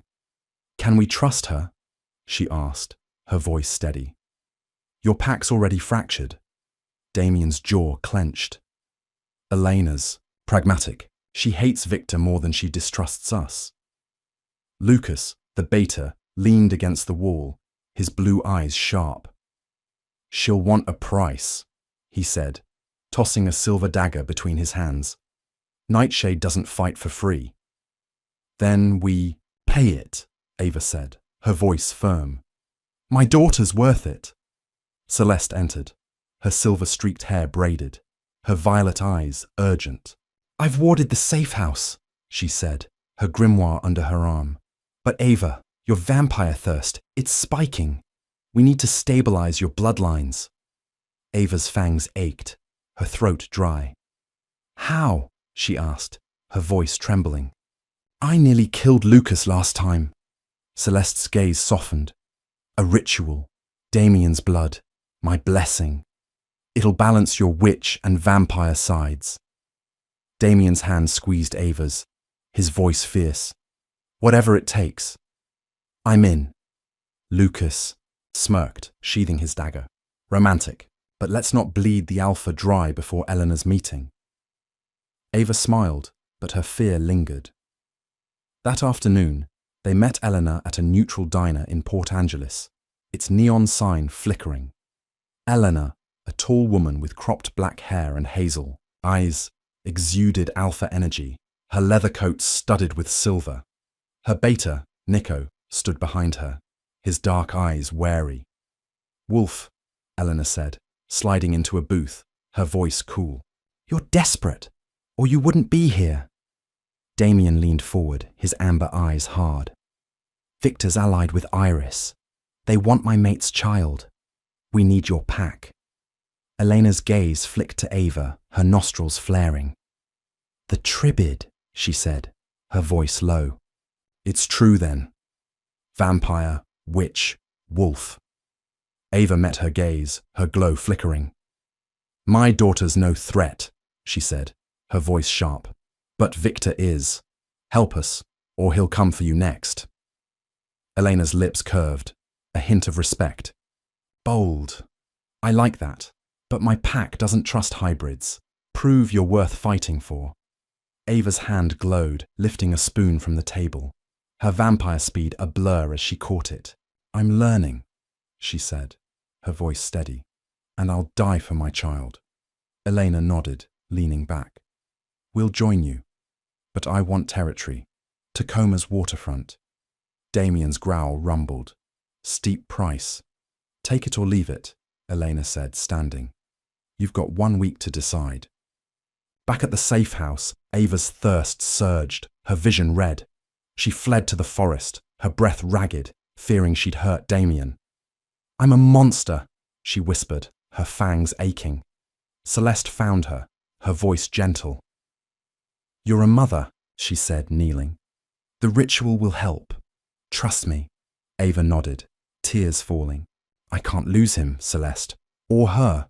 "You won't," Celeste said, her hand on Ava's. "You're stronger than you know." That night, Ava's dreams showed her daughter, a girl with tri-coloured eyes pleading for peace. She woke, her resolve steel, vowing to face Elena, Victor, and her own darkness for her child's future. Chapter 22. The safe house's rooftop was a sacred space under a waxing moon, its silver light casting a glow across the forest. Ava stood in a chalk circle, her chestnut hair loose, her grey-green eyes reflecting the stars. Her Tribid child's power hummed, her pregnancy a constant weight, her witch and vampire traits teetering on the edge of chaos. Celeste prepared the ritual, her violet eyes focused, a silver dagger glinting in her hand. Damien stood beside Ava, his amber eyes steady, his black shirt open, his chest bared for the ritual. Lucas guarded the perimeter, his blue eyes scanning the trees while Elena's decision loomed, their alliance fragile. "Are you sure?" Ava asked, her voice trembling, her hand on Damien's arm. "Your blood." It's dangerous. He cupped her face, his voice raw. For you, for our daughter, I'd give everything. Celeste lit candles, their flames flickering. This will bind your bloodlines, she said, her voice firm. Ava, your witch power will anchor it. Damien's wolf blood will balance your vampire thirst. Ava's fangs ached, her fear spiking. What if it hurts her? She asked, her hand on her belly. It won't, Celeste said, her gaze softening. Your daughter's power will protect her. Lucas called from the edge, his voice low. Hurry it up. I smell rogues. Damien's growl rumbled. Keep them back, Lucas, Celeste began chanting, her hands glowing, the air humming with magic. Ava, focus, she said. Feel your daughter's strength. Ava closed her eyes, her glow flaring, her child's energy a beacon. Damien sliced his palm, his blood dripping into a silver bowl, his amber eyes locked on hers. I love you, he whispered, his voice steady. I love you too, Ava said, tears falling. Celeste mixed their blood, her chant rising, and Ava drank, the taste coppery, warm. Her body burned, her witch power surging, her vampire thirst fading. But her child's energy spiked, a pulse of power shaking the rooftop. Ava! Damien shouted, catching her as she swayed, her glow blinding. Celeste's voice cut through. Hold on, Ava! Balance it! Ava's vision cleared, her powers stabilizing, her thirst gone. It worked, she gasped, her hand on her belly. She's stronger. Damien held her, his voice raw. You did it, mate. But Lucas's shout shattered the moment. Rogues! He yelled, his wolf form a grey blur as enemies attacked. Ava's glow flared, her vampire speed a blur as she fought, her witch shield, protecting Damien. The rogues, wolves loyal to Eleanor, fell, but their leader snarled. Nightshade sends a warning. No Tribid. Damien's growl echoed, his wolf form tearing through the leader. Eleanor betrayed us, he said, shifting back, blood on his hands. Ava's heart raced, her resolve hardening. We don't need her, she said, her voice fierce. We'll face Victor alone. Celeste approached, her face grim. The ritual's done, but your daughter's power, it's volatile. The blood-born moon will test you. Ava nodded, her hand in Damien's. We're ready, she said, her voice steady. Her dreams that night showed her daughter's face, fierce and kind, a beacon of hope. But Victor's crimson eyes lingered, and Ava woke, vowing to protect her family, no matter the cost. Chapter 23. The safe house's war room was a cauldron of tension, its map table littered with reports of rogue attacks. Ava sat, her chestnut hair braided, her grey-green eyes scanning Victor's stronghold's layout. Her Tribid child's power hummed, her pregnancy a constant weight, her witch and vampire traits balanced after the ritual. Damien stood beside her, his amber eyes hard, his leather jacket stained with blood from the rogue skirmish. Elena's betrayal had isolated them, but Lucas's loyalty and Celeste's wards kept the pack strong. Victor's latest move, kidnapping Lucas, was a dagger to their hearts.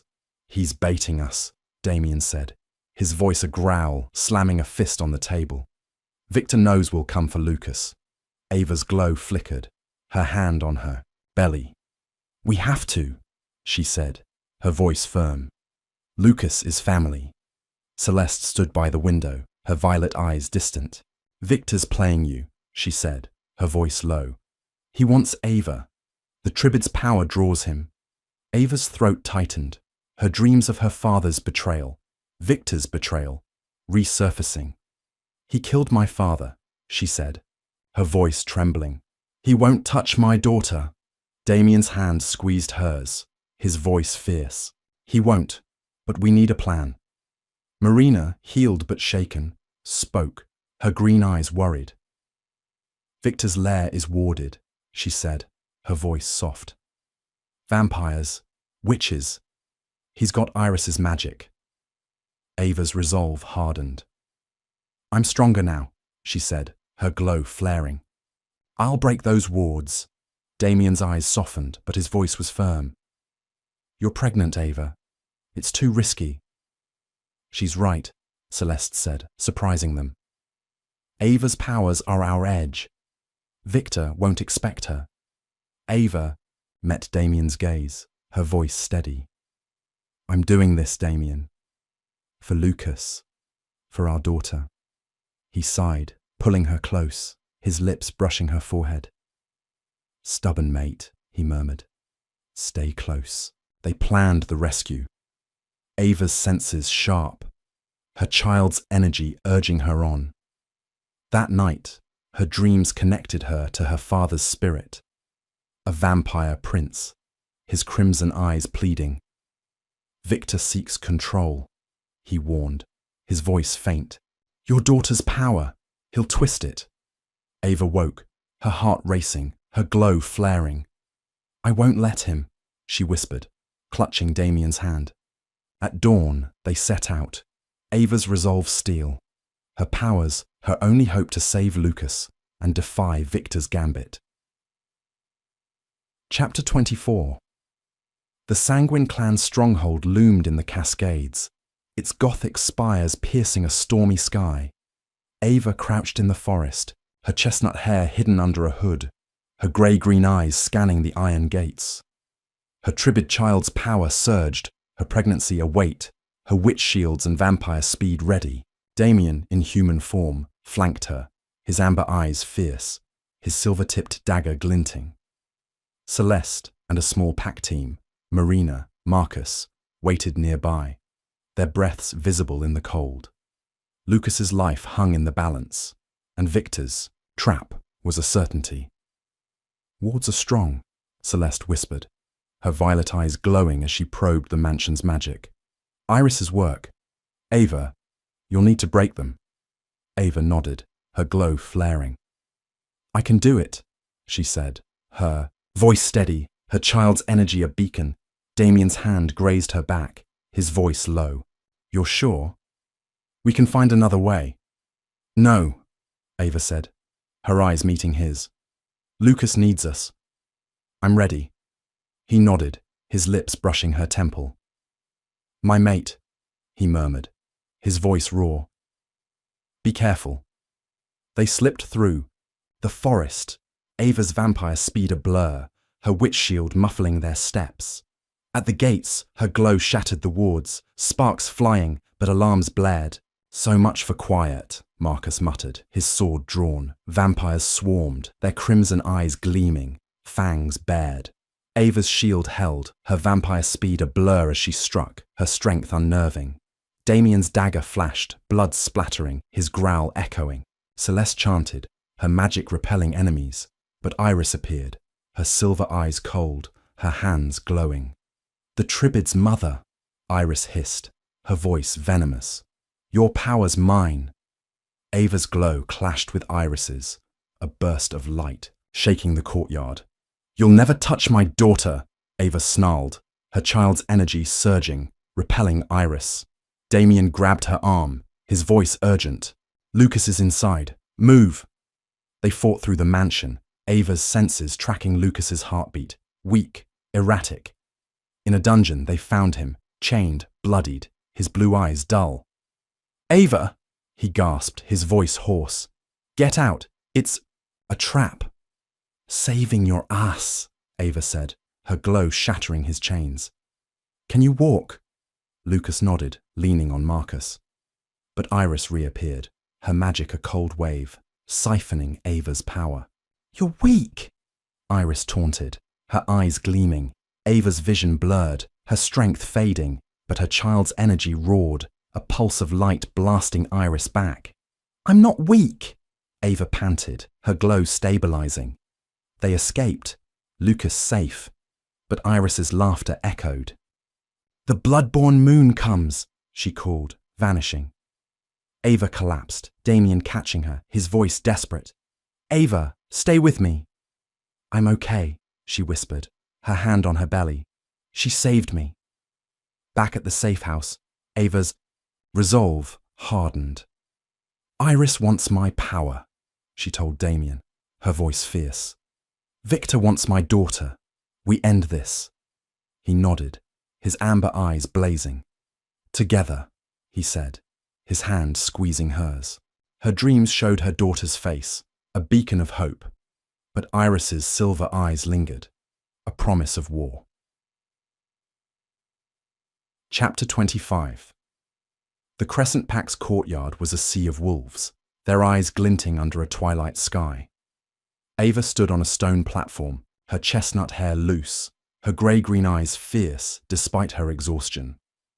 Her Tribid child's power hummed, her pregnancy a constant weight, her witch and vampire traits a steady force after the rescue. Damien stood beside her, his amber eyes proud, his leather jacket open, his alpha energy uniting the pack. Lucas, bruised but alive, stood with Marcus, their loyalty a beacon. Elena's Nightshade pack, shamed by their rogues, had sent emissaries, their eyes wary but open. We've bled for each other, Damien said, his voice carrying, his hand on Ava's. Victor and Iris want our child, but we're pack, unbreakable. Ava's glow flickered, her voice steady.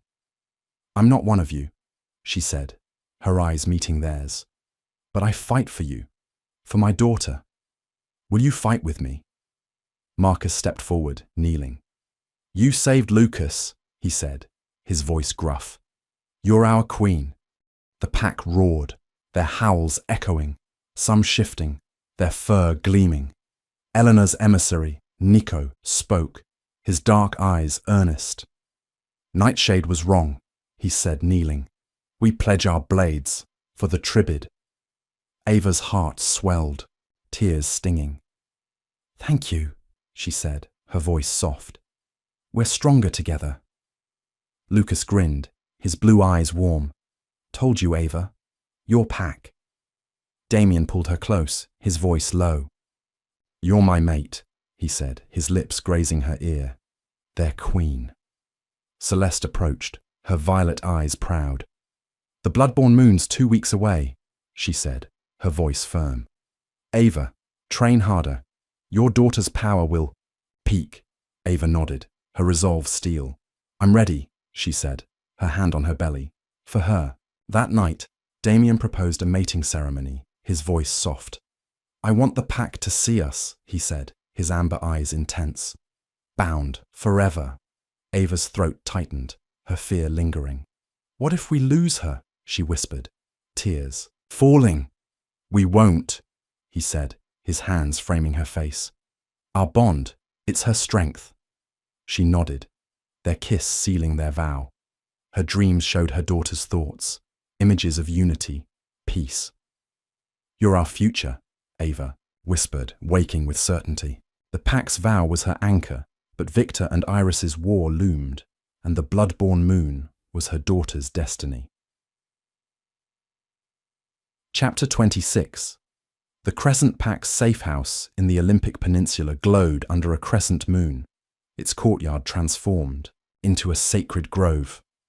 Torches cast flickering light on stone wolf carvings, and wildflowers, moonwort and lupine, wove through the earth, their scent mingling with pine. Ava Blake stood at the center, her chestnut hair cascading over a silver gown embroidered with witch runes, her grey-green eyes reflecting the starlit sky. Her pregnancy, now at 22 weeks, was a radiant weight, her Tribid child's power humming softly, her witch and vampire traits balanced but ever present. Damien Wolf, her mate and alpha, faced her, his black tunic open at the chest, his amber eyes fierce with love, his dark hair catching the moonlight. The pack encircled them, their faces alight. Lucas, Marcus, Marina, and even Nico from Elena's Nightshade pack. Their unity a shield against Victor and Iris's looming war. You're beautiful, Damien whispered, his voice low, his hand brushing Ava's. My mate! Ava's heart raced, her glow flickering. You're not bad yourself, Alpha, she teased, her voice soft. but her eyes shimmered with tears. I'm nervous, Damien. What if— No what ifs, he said, his thumb grazing her cheek. Tonight's ours. You, me, our daughter. Celeste, officiating, stepped forward, her silver-streaked hair braided, her violet eyes warm. Pack, we gather to bind Ava Blake and Damien Wolfe, she said, her voice clear, carrying over the wind. Their love defies prophecy, unites us. Do you accept them as mates and leaders? The pack roared, their howls echoing, some shifting, their fur gleaming. Lucas grinned, his blue eyes bright. About damn time, Alpha, he shouted, earning laughter. Ava smiled, her fear easing, her child's energy a gentle pulse. Celeste raised a cord of silver and black, symbolizing witch and wolf. Your bond is eternal, she said, binding their hands. Speak your vows. Damien's gaze locked on Ava, his voice raw. Ava, you're my heart, my strength. I vow to protect you, to love you, to fight for our daughter, always. Ava's throat tightened, her glow flaring. Damien, you're my home, my courage. I vow to stand by you, to trust you, to raise our child with you, forever. Celeste tied the cord, her smile proud. You are bound, now and forever. The pack cheered, drums and flutes rising, the air alive with joy. Damien kissed Ava, a fierce promise, their bond humming, their child's power a soft echo. Marina approached, her auburn hair loose, her green eyes bright. You're our queen, she said, offering a moonstone pendant etched with a wolf. Ava took it, tears falling. Thank you, she whispered, her voice soft. All of you. Nico stepped forward, his dark eyes earnest. Nightshade's with you, he said, kneeling, for the Tribid. The feast erupted, laughter, mead, dancing under the stars. Ava and Damien swayed, her glow a soft halo, her child's energy a warmth. Happy? He asked, his arms around Al. Her. More than I thought possible, she said, her smile radiant. You. Beyond words, he said, his kiss deep, possessive. But a scout's shout cut through. Victor's vampires had hit a Nightshade outpost, a warning of war. We'll face them, Ava said, her voice fierce, her hand in Damien's. Together. That night, Ava's dreams showed her daughter, a girl with tri-coloured eyes, smiling, safe. We're ready, she whispered, waking with resolve, her mate bond a fortress against the coming storm. Chapter 27. The safe house's war room was a fortress of strategy, its stone walls lined with maps and weapons. Ava sat at the table, her chestnut hair braided, her grey-green eyes scanning reports of Victor's attacks. Her Tribid child's power surged, her pregnancy a constant weight, her witch shields and vampire speed a steady force. Damien stood, beside her, his amber eyes tense, his leather jacket scuffed, his alpha energy a rallying cry. Lucas, Marcus and Nico flanked them, while Celeste pored over her grimoire, her violet eyes distant. The bloodborne moon was 10 days away, and the prophecy's weight, unity or destruction, loomed over them. We're spread thin, Lucas said, his blue eyes sharp, pointing to a map. Victor's hitting our outposts, testing us. Ava's glow flickered, her hand on her belly. He's distracting us, she said, her voice steady. He wants me vulnerable. Damien's growl rumbled. He won't touch you, he said, his hand squeezing hers. We fortify the safe house, tighten patrols. Celeste looked up, her voice grim. The prophecy's clear, she said, reading from her grimoire. The Tribid chooses, unity or destruction, but only if Ava survives the bloodborne moon. Ava's heart raced, her child's energy a fierce pulse. Survives? She said, her voice trembling. What does that mean? Celeste's gaze softened. Your power, your love. It's her anchor. Victor and Iris will target you to control. Her. Marcus leaned forward, his voice gruff. Then we protect Ava. Nightshades ready. Nico nodded, his dark eyes earnest. Elena's sent more wolves. We're with you. Ava's throat tightened, their loyalty a lifeline. Thank you, she said, her voice soft. But I need to be ready. Celeste, train me harder. Celeste smiled, proud. You're strong, Ava, but your daughter's emotions, you feel them, yes? Ava nodded, her hand on her belly. She's protective, like she knows what's coming. Damien's eyes softened, his hand covering hers. Like her mother, he said, his voice raw. That afternoon, Ava trained in the courtyard, her glow conjuring shields, her vampire speed a blur. Lucas sparred with her, his wolf form agile. You're scary, hybrid, he grinned, dodging her strike. Good, Ava said, her voice fierce, her child's energy urging her on. But a vision hit, her daughter, grown, torn between worlds, her tri-colored eyes pleading. Choose, she whispered, her voice echoing. Ava staggered, Lucas catching her. You okay? He asked, his blue eyes worried. Vision, she gasped, her glow fading. She has to choose. Damien rushed over, his amber eyes fierce. What did you see? Ava's tears fell, her voice trembling. Our daughter, the prophecy, it's her choice, Damien, not ours. He held her, his voice steady. Then, we give her a world worth choosing, he said, his lips brushing her hair. That night, Ava's dreams deepened. Her daughter's voice, soft but clear. Peace, she said, images of wolves, witches, and vampires united. Ava woke. Her resolve, steel, I'll fight for you, she whispered, clutching Damien's hand, the prophecy's shadow, her daughter's destiny. Chapter 28. The safe house's courtyard was a melting pot of supernatural forces, wolves from the Crescent and Nightshade packs training alongside witches from Celeste's coven. Ava stood on the sidelines, her chestnut hair loose, her grey-green eyes watching the clash of blades and magic. Her Tribid child's power hummed, her pregnancy a radiant weight, her witch and vampire traits a steady force. Damien coordinated, drills, his amber eyes fierce, his leather jacket open, his alpha energy uniting them. The bloodborne moon was a week away, and Victor's alliance with Iris threatened to crush them.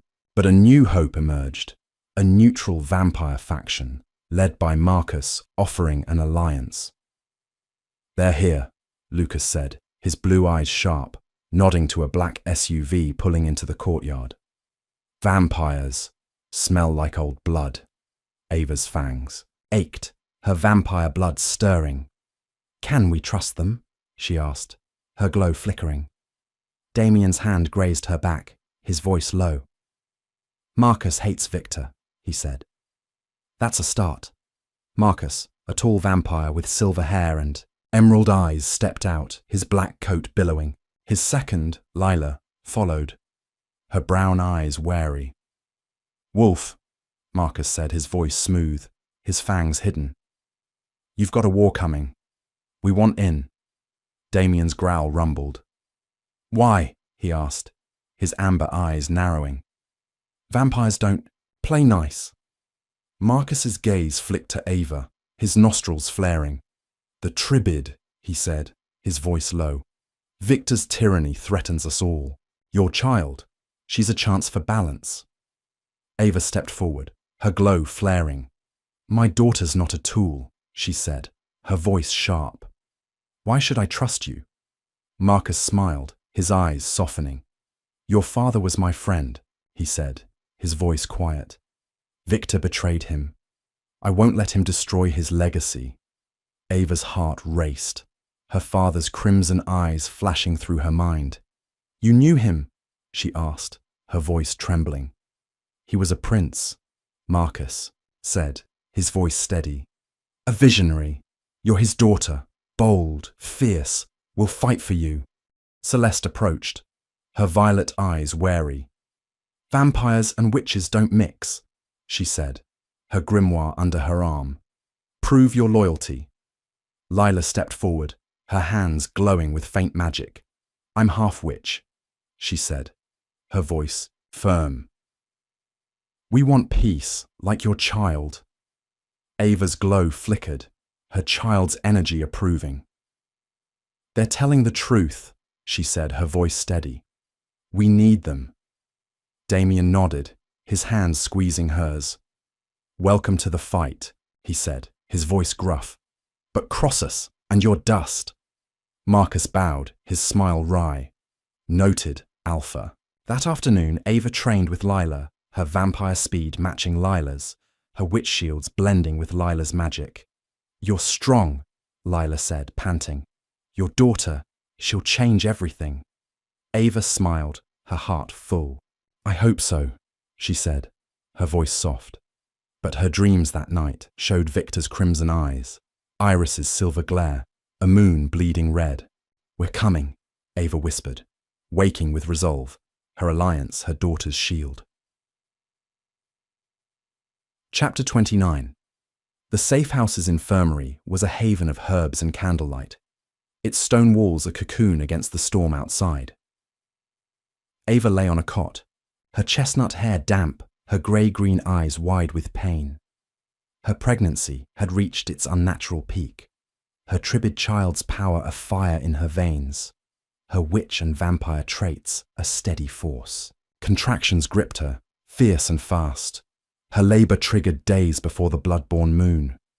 Celeste and Marina tended her, their hands glowing with magic, while Damien knelt beside her, his amber eyes frantic, his hand clutching hers. Outside, Victor's vampires attacked, their howls echoing, the pack and allies holding them at bay. Breathe, Ava, Celeste said, her violet eyes calm, her hands pressing Ava's belly. Your daughter's ready, Ava gasped, her glow flaring, her voice trembling. It hurts, she said, tears falling. Is she okay? Marina's green eyes softened, her hands glowing. She's strong, she said, monitoring Ava's vitals. Like her mother. Damien's voice was raw, his hand brushing Ava's hair. You're doing this, mate, he said, his amber eyes fierce. I'm here. Ava gripped his hand, her scream echoing as another contraction hit. I'm scared, Damien, she panted, her glow flickering. What if? No what ifs, he said, his lips brushing her forehead. You're my queen. Our daughter's perfect, Celeste chanted, her magic easing Ava's pain, but the child's power surged, shaking the room. She's coming, Marina said, her voice urgent. Push, Ava. Ava pushed, her body burning, her glow blinding. Her child's energy roared, a pulse of light, and with a final scream she delivered. A girl, tiny but fierce, her eyes glowing with tricolored flecks. Amber, silver, violet. Lily, Ava whispered, tears falling, her glow fading. Marina wrapped Lily in a blanket, her green eyes bright. She's perfect, she said, handing her to Ava. Ava cradled Lily, her heart swelling, her child's power a soft hum. My girl, she said, her voice soft, kissing her forehead. Damien's eyes shimmered, his hand covering Ava's. She's ours, he said, his voice breaking. You did it, Ava. But a crash split the air, vampires breaching the safe house. Lucas burst in, his blue eyes wild, blood on his face. Victor's inside, he shouted. They're coming for the kid. Ava's glow flared, her resolve, steel. They won't touch her, she said, her voice fierce, clutching Lily. Damien stood, his growl echoing. Stay with her, he told Celeste, his amber eyes blazing. I'll end this. Ava grabbed his arm, her voice urgent.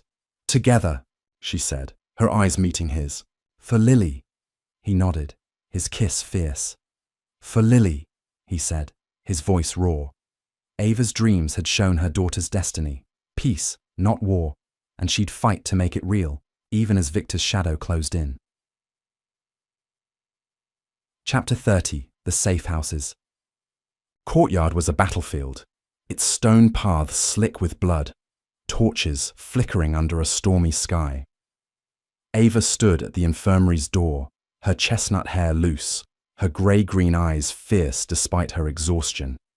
Lily, her newborn Tribid daughter, was cradled in a sling against her chest, her tri-coloured eyes glowing faintly, her power a soft hum. Ava's witch shields glowed, her vampire speed a blur, her body weak but driven by motherhood.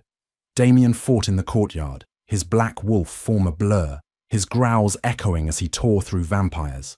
Lucas, Marcus, Nico, and Celeste held the line, their blades and magic, a wall against Victor's forces. "They're too many!" Lucas shouted, his blue eyes wild, his silver-tipped blade flashing. "We need you, Ava!" Ava's glow flared, her voice fierce. "I'm coming!" she said, stepping into the fray, her shield protecting Lily. Damien shifted, his amber eyes frantic. "Ava, get back!" he shouted, blood on his hands. "You just gave birth!" "She's my daughter," Ava said, her voice sharp, her glow blasting a vampire. "I'm not hiding," Celeste chanted, her violet eyes glowing, her magic repelling. "Enemies." "Stay close," she told Ava, her voice urgent. "Iris is here." Ava's heart raced, her senses catching Iris's silver eyes in the shadows. "The Tribid!" Iris hissed, her hands glowing, her magic a cold wave. "Give her to me!" Ava's shield clashed with Iris's, sparks flying. "You'll never touch her!" she snarled, her vampire speed a blur as she struck, her child's energy surging. Iris recoiled, her eyes wide. "Her power, it's beyond you," she taunted, siphoning Ava's glow. Ava's vision blurred, her strength fading, but Lily's cry, a pulse of Tribid energy, blasted Iris back, shaking the courtyard. "That's my girl," Ava panted, her glow stabilizing. Damien fought to her side, his dagger aimed at Victor, who emerged, his crimson eyes gleaming, his black suit pristine. "The Tribid's mine," Victor said, his voice smooth. "Your father's blood, Ava. It's my legacy." "You killed him," Ava said, her voice trembling, her glow flaring. "You're not family," Victor lunged, his speed a blur, but Ava's vampire traits matched him, her witch shield deflecting his strike. Damien tackled him, their duel brutal, blood splattering. "Ava, go!" Damien shouted, his voice raw. "No," Ava said, her voice fierce, her glow healing Damien's wounds, her child's energy guiding her. She faced Victor, her father's killer, her rage afire. "This ends now." Victor laughed, his fangs bared. "You're weak, hybrid. The Tribid's power." Lily's cry cut through, a pulse of light stunning Victor. Ava struck, her glow and speed a storm, wounding him. "Run!" she snarled, her voice cold. Victor fled, his curse echoing. "The blood-born moon's mine!" he called, vanishing. Ava collapsed, Damien catching her, his voice desperate. "Ava, you're hurt!" "I'm okay," she whispered, clutching Lily, her glow fading. "She saved us." Celeste approached, her violet eyes proud. "You're a mother," she said, her hand on Ava's shoulder. "Your strength saved her." The pack cheered, their howls echoing, their victory hard won. Ava's dreams had shown Lily's destiny. Peace, unity, and she'd fight to make it real. Her mother's strength, her daughter's shield against the blood-born moon. Chapter 31.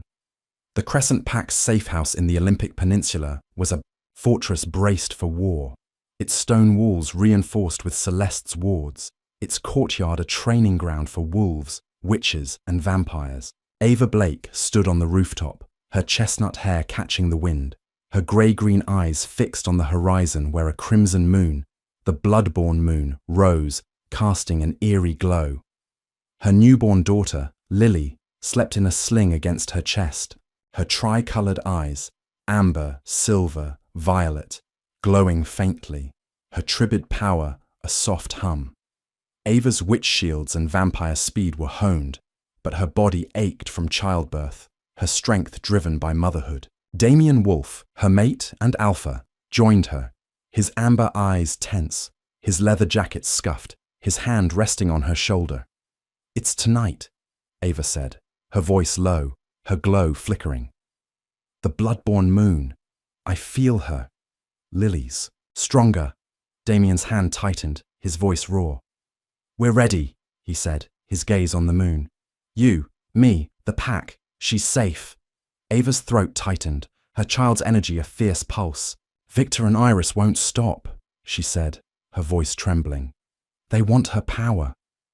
"They'll die trying," Damien growled, pulling her close, his lips brushing her temple. "You're my queen, Ava. Lily's our heart."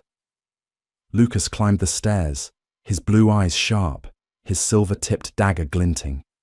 "Scouts spotted Victor's forces," he said, his voice grim. "Vampires, rogue witches, and Seleni's banished wolves. They're massing in the forest." Ava's glow flared, her resolve steel. "How many?" she asked, her voice steady. "2. "Many," Lucas said, his grin wry. "But we've got Marcus's vampires, Celeste's coven, and Nightshade's wolves. It's a fair fight." Damien's growl rumbled. "It's not fair," he said, his amber eyes blazing. "It's ours." Celeste appeared, her silver-streaked hair loose, her violet eyes urgent. "Ava, Lily's power. It's peaking," she said, her grimoire under her arm. "The prophecies now. She'll choose unity or destruction." Ava's heart raced, her hand on Lily. "Choose," she said, her voice trembling. "She's a baby, Celeste." "How?" "Her power," Celeste said, her voice firm. "It responds to you, to love. Protect her. And she'll choose peace." Ava nodded, tears stinging. "I'll die for her," she said, her voice fierce. Damien's hand cupped her face, his voice soft. "We'll live for her," he said, his kiss a promise. Marcus, the vampire, leader, joined them, his emerald eyes calm, his silver hair glinting. "My clan's ready," he said, his voice smooth. "Victor's tyranny ends tonight." Ava met his gaze, her father's legacy a weight. "You knew him," she said, her voice soft. "My father, was he good?" Marcus's smile was sad. "He was a visionary," he said, his voice quiet. "Like you. He'd be proud." Ava's heart swelled, her resolve hardening. "Let's end this," she said, her glow flaring. "For Lily."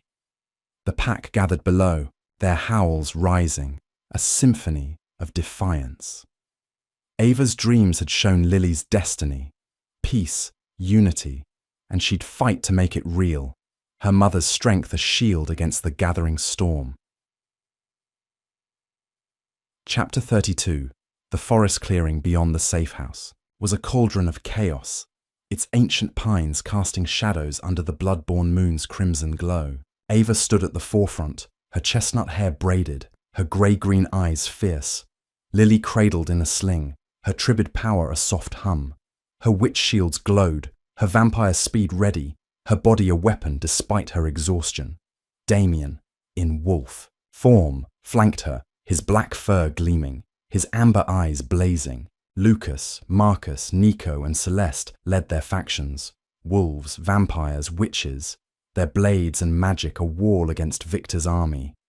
Vampires, rogue witches, and Seleni's banished wolves surged from the trees, their eyes glinting with hunger and hate. "They're coming!" Lucas shouted, his blue eyes wild, his silver-tipped blade flashing. "Hold the line!" Ava's glow flared, her shield protecting Lily. "Stay strong," she called, her voice fierce, her child's energy. Beacon." Damien shifted, his voice a growl. "Ava, stay back," he said, his amber eyes frantic. "You're too exposed." "She's my daughter," Ava said, her voice sharp, her shield blasting a vampire. "I fight for her." Victor's forces charged, their roars shaking the earth. Ava's shield held, her vampire speed a blur as she struck, her strength unnerving. Damien's wolf form tore through enemies, his growls echoing. Lucas fought, his blade a silver arc, while Marcus's vampires moved with lethal grace, their fangs bared. Celeste chanted, her violet eyes glowing, her magic repelling rogue witches. But Iris emerged, her silver eyes cold, her hands glowing, with dark power. "The Tribid," Iris hissed, her voice venomous, targeting Ava. "Her power's mine." Ava's shield clashed with Iris's magic, sparks flying. "You'll never touch her," she snarled, her child's energy surging, repelling. Iris laughed, her eyes gleaming. "You're weak, hybrid. Your love makes you soft." Ava's glow flared, her vampire speed a blur as she struck, wounding Iris. "Love makes me unstoppable," she said, her voice fierce. Selene appeared, her silver hair wild, her dagger aimed at Ava. "For the pack!" She screamed, lunging. Lucas tackled her, his blade at her throat. "You're done, traitor," he growled, his blue eyes hard. Ava's heart raced, her shield protecting Lily. "Focus on Victor," she shouted, her senses tracking his crimson, eyes in the chaos. Damien fought to her side, his voice raw. "He's mine," he said, his amber eyes blazing, targeting Victor. Ava nodded, her glow healing a wounded wolf, her child's energy guiding her. "Together," she said, her voice steady, her mother's strength a fortress against the battle's fury. Chapter 33. The clearing was a blood-soaked battlefield, the blood-born moon casting a crimson pall over the carnage. Ava stood amidst the chaos, her chestnut hair loose, her grey-green eyes fierce, Lily's sling tight against her chest, her Tribid power a soft hum. Her witch shields glowed, her vampire speed a blur, her body driven by a mother's resolve. Damien fought Victor, their duel a brutal clash of wolf and vampire, blood splattering the earth. Lucas pinned Selene, his blue eyes hard, while Marcus's vampires and Celeste's witches held the line against Iris's rogue forces. Ava's senses were razor sharp, her father's betrayal, Victor's betrayal, fueling her rage. "You're weak, Wolf," Victor taunted, his crimson eyes gleaming, his black suit torn, his fangs bared. "Your mate's a liability," Damien's growl echoed, his wolf form lunging, claws raking Victor's chest. "She's my strength," he roared, shifting human, his amber eyes blazing. Ava's glow flared, her shield protecting Lily. "Victor!" she shouted, her voice fierce, her vampire speed a blur as she joined Damien. "You killed my father. You're done." Victor laughed, his speed a blur, dodging her strike. "Your father was a fool," he said, his voice smooth. "Dreaming of peace. The Tribid's power, it's mine to rule." Ava's shield clashed, with his claws, sparks, flying. "Lily's not a weapon," she snarled, her child's energy surging, repelling him. "She's my daughter." Damien tackled Victor, their bodies a tangle of blood and fury. "Ava, now!" he shouted, his voice raw, pinning Victor. Ava's glow flared, her vampire strength a storm, her witch magic a blade. She struck, her power wounding Victor, blood pooling. "For my father," she said, her voice cold, her eyes locked on his. Victor gasped, his crimson eyes wide. "You can't stop the moon," he panted, his curse a whisper. "She'll destroy you all." Lily's cry, a pulse of Tribid energy, stunned Victor, his body slumping. Ava's glow finished him, her strength fading, her knees buckling. Damien caught her, his voice desperate. "Ava, stay with me." "I'm okay," she whispered, clutching Lily, her glow dimming. "He's gone." Lucas approached, Selene bound, her silver hair matted. "She's alive," he said, his blue eyes grim. For questioning, Celeste rushed over, her violet eyes relieved. "You did it," she said, her hand on Ava's shoulder. "Victor's dead." Ava's tears fell, her father's legacy a weight. "Not yet," she said, her voice trembling, sensing Iris's silver eyes in the shadows. "Iris is still out there." Damien held her, his amber eyes fierce. "We'll end her," he said, his kiss a promise. For Lily. The pack rallied, their howls echoing, their victory bittersweet. Ava's dreams had shown Lily's choice, peace, not destruction. And she'd fight to make it real, her mother's strength a shield against Iris's lingering threat. Chapter 34. The battlefield was a scarred wasteland, its earth torn by claws and magic, the blood-born moon at its zenith, bathing, the clearing in crimson light. Ava stood with Lily cradled against her chest, her chestnut hair damp with sweat, her grey-green eyes fierce despite her exhaustion. Her witch shields glowed faintly, her vampire speed depleted, her body pushed beyond limits. Damien stood beside her, his amber eyes bloodshot, his leather jacket shredded, blood seeping from wounds. Lucas, Marcus, Nico, and the surviving wolves and vampires formed a protective ring, their breaths ragged. Celeste faced Iris, her violet eyes glowing, her silver-streaked hair wild, her grimoire open as she chanted, holding back Iris's dark. "Magic! She's too strong," Celeste panted, her voice strained, her glow faltering. Iris's siphoning the moon's power. Ava's glow flared, her voice fierce. "We can't let her win," she said, clutching Lily, her child's energy a soft hum. "Celeste, what do we do?" Iris laughed, her silver eyes gleaming, her hands glowing with stolen power. "You're fools," she hissed, her magic a cold wave. "The Tribid's power is mine. I'll burn this world." Ava's shield clashed with Iris's, sparks flying. "You'll never touch my daughter," she snarled, her vampire speed a blur, striking Iris. Iris recoiled, her eyes wide. "Your child's power. It's raw," she taunted, siphoning Ava's glow. "But you're weak, hybrid." Ava's vision blurred, her strength fading, but Lily's cry, a pulse of Tribid energy, repelled Iris, shaking the earth. "Stay back!" Ava shouted, her glow stabilizing. Damien lunged, his dagger aimed at Iris, but her magic blasted him, blood pooling. "Damien!" Ava screamed, her glow healing him, her child's energy guiding her. Celeste stepped forward, her voice steady. "Ava, protect Lily," she said, her violet eyes fierce. "This ends now." Ava's heart raced, her voice trembling. "Celeste, no, you can't." "I must," Celeste said, her smile sad, her hands glowing brighter. "You're my sister's daughter, my family." Iris launched a final spell, a wave of dark magic aimed at Lily. Celeste chanted, her glow a blinding shield, absorbing the spell. "No!" Ava screamed, her glow flaring, reaching for Celeste. Celeste's body shook, her violet eyes dimming, her voice a whisper. "Protect her," she said, collapsing, her grimoire falling. Ava caught her, tears falling. "Celeste, stay.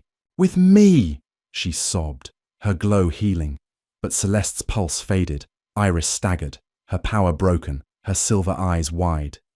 "Impossible," she gasped, fleeing into the forest. Damien held Ava, his voice raw. "She saved us," he said, his amber eyes shimmering, blood on his hands. Lucas approached, his blue eyes soft, Selene bound behind him. "Celeste was a hero," he said, his voice quiet. Ava clutched Lily, her glow dimming, her heart breaking. "She was family," she whispered, kissing Celeste's forehead. The pack mourned, their howls soft, the blood-born moon waning. Ava's dreams had shown Lily's destiny, peace, and Celeste's sacrifice made it possible. Her mother's strength a legacy of love. Chapter 35. The clearing was a quiet memorial, its earth scarred but still, the blood-born moon fading into a silver dawn. Ava sat on a fallen log, her chestnut hair loose, her grey-green eyes red from tears, Lily cradled in her arms, her tri-coloured eyes glowing softly. Her witch shields were dim, her vampire speed exhausted, but her mother's strength burned bright. Damien knelt beside her, his amber eyes soft, his leather jacket blood-stained, his wounds bandaged. Lucas, Marcus, Nico, and the surviving wolves, vampires and witches gathered, their faces weary but hopeful. Celeste's sacrifice had broken Iris's power, and Victor's death had shattered his army. But the prophecy's climax, Lily's choice, hung over them. "She's so small," Ava whispered, her voice soft, kissing Lily's forehead. "How can she choose anything?" Damien's hand covered hers, his voice raw. "She's ours," he said, his amber eyes fierce. "Her power, it's love, Ava, like yours." Lucas approached, his blue eyes warm, his arm in a sling. "She's a fighter," he said, his grin wry. "Like her mum." Ava smiled, tears falling.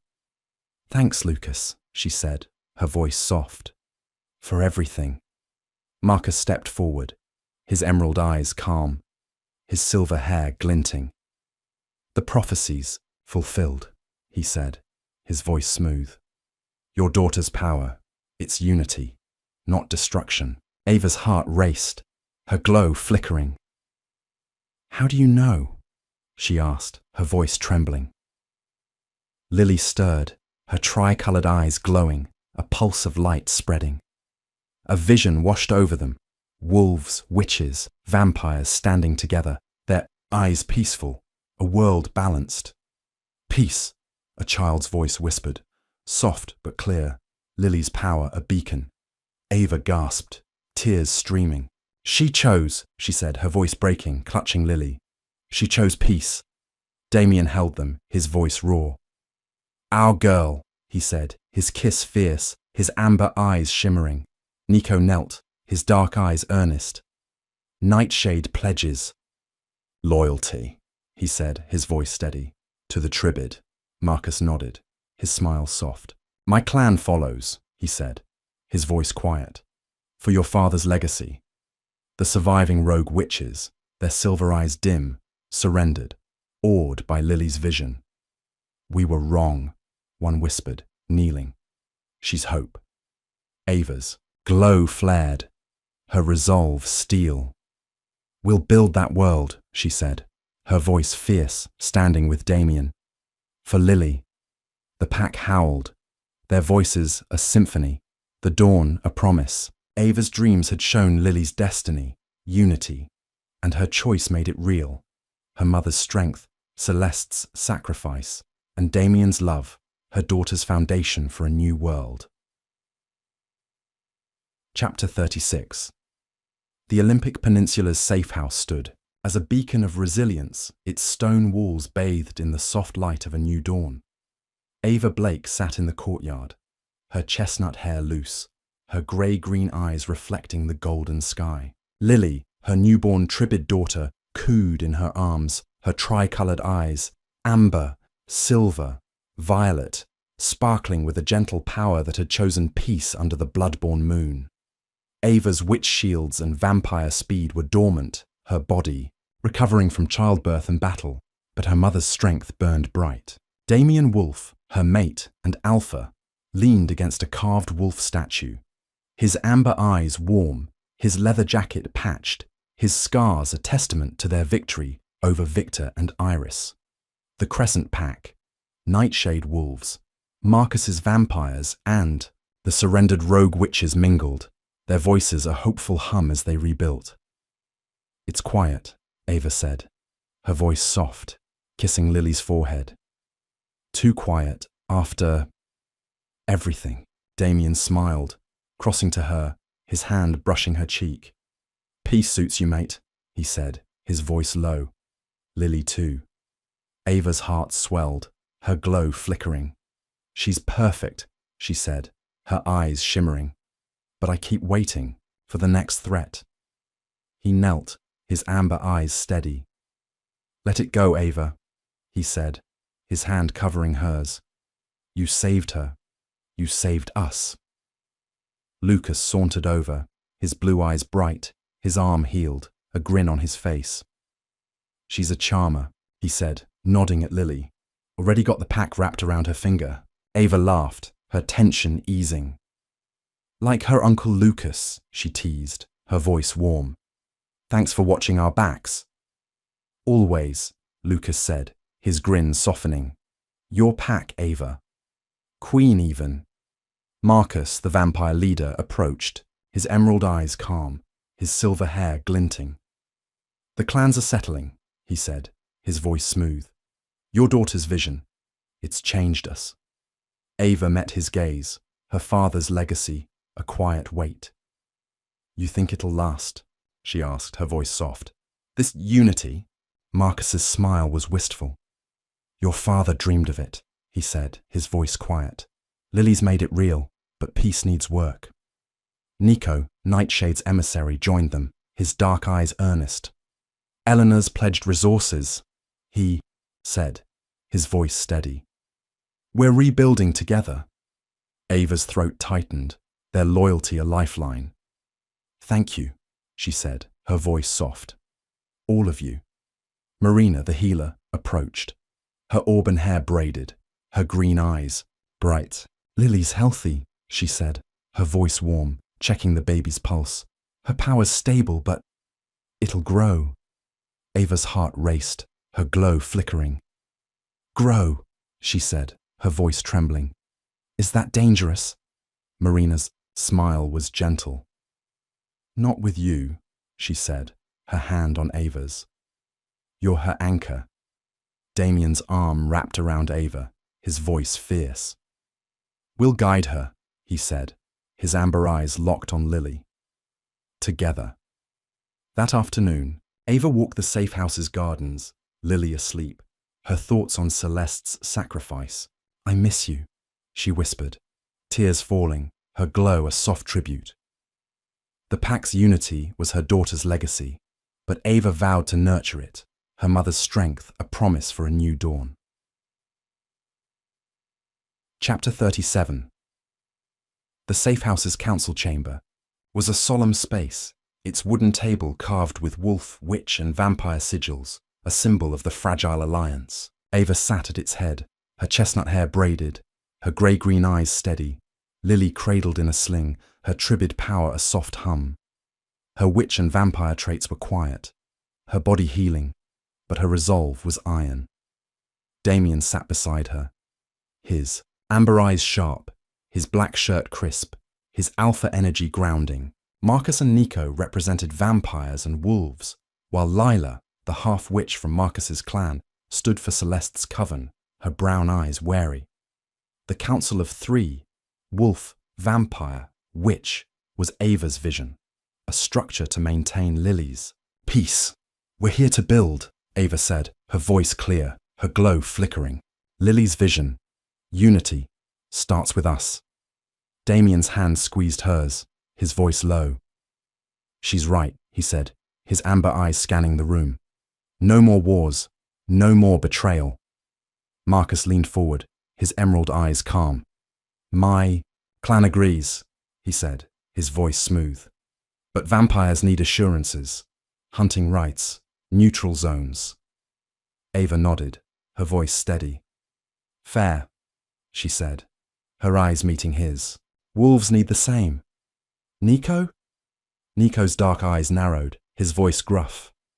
Nightshade wants territory, he said, his hand on a map. Tacoma's ours. Damien's growl rumbled, his amber eyes hard. Tacoma's crescent land, he said, his voice sharp. You know that. Ava raised a hand, her glow flaring. Enough, she said, her voice firm. We share Tacoma. Trade routes, not borders.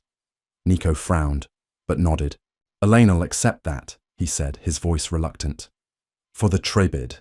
Lila spoke, her brown eyes sharp. Witches need autonomy, she said, her voice steady, her hands glowing faintly. No pack or clan oversight. Ava's heart raced, Celeste's memory a weight. Agreed, she said, her voice soft. But you'll train with us, share knowledge. Lila's smile was cautious. For Celeste, she said, her voice quiet. And Lily. Lucas, guarding the door, grinned, his blue eyes bright. Look, at you, Ava, he said, his voice teasing. running a council like a queen. Ava's cheeks warmed, her glow flickering. "Shut it, Lucas," she said, her smile wry, easing the tension. Marina entered, her auburn hair loose, her green eyes worried. "Scouts found Iris's grimoire," she said, holding a charred book. "It's cursed, but it mentions Lily." Ava's blood ran cold, her hand on Lily. "What does it say?" she asked, her voice trembling. Marina's voice was grim. "Her power's a beacon," she said, her eyes meeting Ava's. "Others will come, beyond Victor, beyond Iris." Damien's growl echoed, his amber eyes fierce. "Let them try," he said, his hand on Ava's. "We're ready." Ava's resolve hardened, her glow flaring. "We'll protect her," she said, her voice fierce. "This council, it's her future." That night, Ava's dreams showed Lily, grown, leading with kindness, her tricolored eyes a beacon. "You're our hope," Ava whispered, waking with certainty. Her counsel a foundation for her daughter's peace. Chapter 38. The safe house's library was a sanctuary of dusty tomes and candlelight, its oak shelves heavy with supernatural lore. Ava sat at a table, her chestnut hair tied back, her grey-green eyes scanning Iris's charred grimoire, its pages pulsing with dark magic. Lily slept in a cradle beside her, her tricolored eyes glowing faintly, her Tribid power a soft hum. Ava's witch shields were active, her vampire traits quiet, her body stronger, but her heart heavy with Celeste's absence. Damien stood by the window, his amber eyes tense, his leather jacket open, his senses alert. Lila worked beside Ava, her brown eyes focused, her half-witch magic probing the grimoire's curse. "It's dangerous," Lila said, her voice low, her hands glowing. Iris bound her life to it.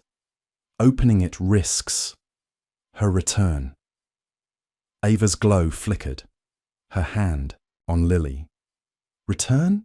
she said, her voice trembling. "Iris is dead, Lila." Lila's eyes met hers, her voice grim. "Her essence lingers," she said, her glow faltering. "The grimoire's a trap." Damien's growl rumbled, his amber eyes hard. "Then we destroy it," he said, his hand on his dagger. "No risks." Ava shook her head, her voice steady. "We need to know what it says," she said, her eyes on the grimoire. "Marina said it mentions Lily. We can't ignore that." Lila nodded, her voice cautious. "I can break the curse," she said, her hands glowing brighter. "But Ava, your witch power, it's stronger. I'll need you." Ava's heart raced, her glow flaring. "I'm in," she said, her voice firm. "For Lily." Damien crossed to her, his hand on her shoulder. "You sure?" he asked, his amber eyes worried. "You're still recovering." Ava's smile was fierce, her hand covering his. "I'm her mother," she said, her voice soft. "I have to." Lucas entered, his blue eyes sharp, his silver-tipped dagger glinting. "Trouble," he said, his voice low. "Scouts caught a rogue witch near the perimeter. She mentioned Iris." Ava's blood ran cold, her glow flaring. "What did she say?" she asked, her voice sharp. Lucas's grin was grim. "Keeps muttering about a beacon," he said, his eyes on Lily. "Sound familiar?" Ava's hand tightened on the grimoire, her resolve hardening. "Let's break this curse," she said, her voice fierce. "Now!" Lila chanted, her glow blending with Ava's, the grimoire trembling. Pain seared Ava's mind, Iris's silver eyes, her laughter echoing. "You can't stop me!" Iris's voice hissed, a shadow forming. Ava's glow flared, her vampire strength surging, her witch power ablade. "You're gone!" she snarled, her voice cold, shattering the shadow. The grimoire opened, its curse broken, but Ava collapsed, her vision blurring. Damien caught her, his voice desperate. "Ava, stay with me! I'm okay," she whispered, her glow dimming, her eyes on Lily. "We did it," Lila read, her voice grim. "Lily's power draws others. she said, her eyes meeting Ava's. Beyond this world. Ava's heart raced, her resolve steel. We'll protect her, she said, her voice fierce, clutching Damien's hand. Her dreams had shown Lily's destiny, peace. But the grimoire's warning loomed, her mother's strength, her daughter's shield. Chapter 39. The safe house's interrogation room was a stark cell, its stone walls etched with wards, its air heavy with tension. Ava stood by the door, her chestnut hair braided, her grey-green eyes fierce, Lily cradled in a sling, her Tribid power a soft hum. Her witch shields glowed faintly, her vampire traits ready, her body stronger, but her heart wary. Damien leaned, against the wall, his amber eyes hard, his leather jacket scuffed, his dagger at his hip. Lucas guarded the rogue witch, a young woman named Tara, her silver eyes dim, her black hair matted, her hands bound with enchanted cuffs. Tara's warning about a beacon echoed Iris's grimoire, hinting at a new threat beyond the bloodborne. Moon! Talk, Damien said, his voice a growl, his amber eyes locked on Tara. What do you know about my daughter? Tara's eyes flicked to Lily, her voice trembling. She's light, she said, her voice soft. A beacon. They see her, beyond the veil. Ava's glow flared, her heart racing. Who's they? She asked, her voice sharp, stepping closer. And what veil? Tara's eyes widened, her voice urgent. The others, she said, her hands shaking. From the shadow realm. Iris opened a rift, her last spell. They want the Tribid's power. Damien's growl echoed, his dagger glinting. Iris is dead, he said, his voice hard. You're lying. Ava raised a hand, her glow flickering. Let her finish, she said, her voice steady, her eyes on Tara. What do they want with Lily? Tara's tears fell, her voice breaking. To rule, she said, her eyes on Lily. Her power, it's a key. They'll tear this world apart. Ava's blood ran cold, her hand on Lily. How do we stop them? She asked, her voice fierce. Tara's voice was a whisper. Close the rift, she said, her eyes dimming. But it'll cost everything. Lucas frowned, his blue eyes sharp. Cost what?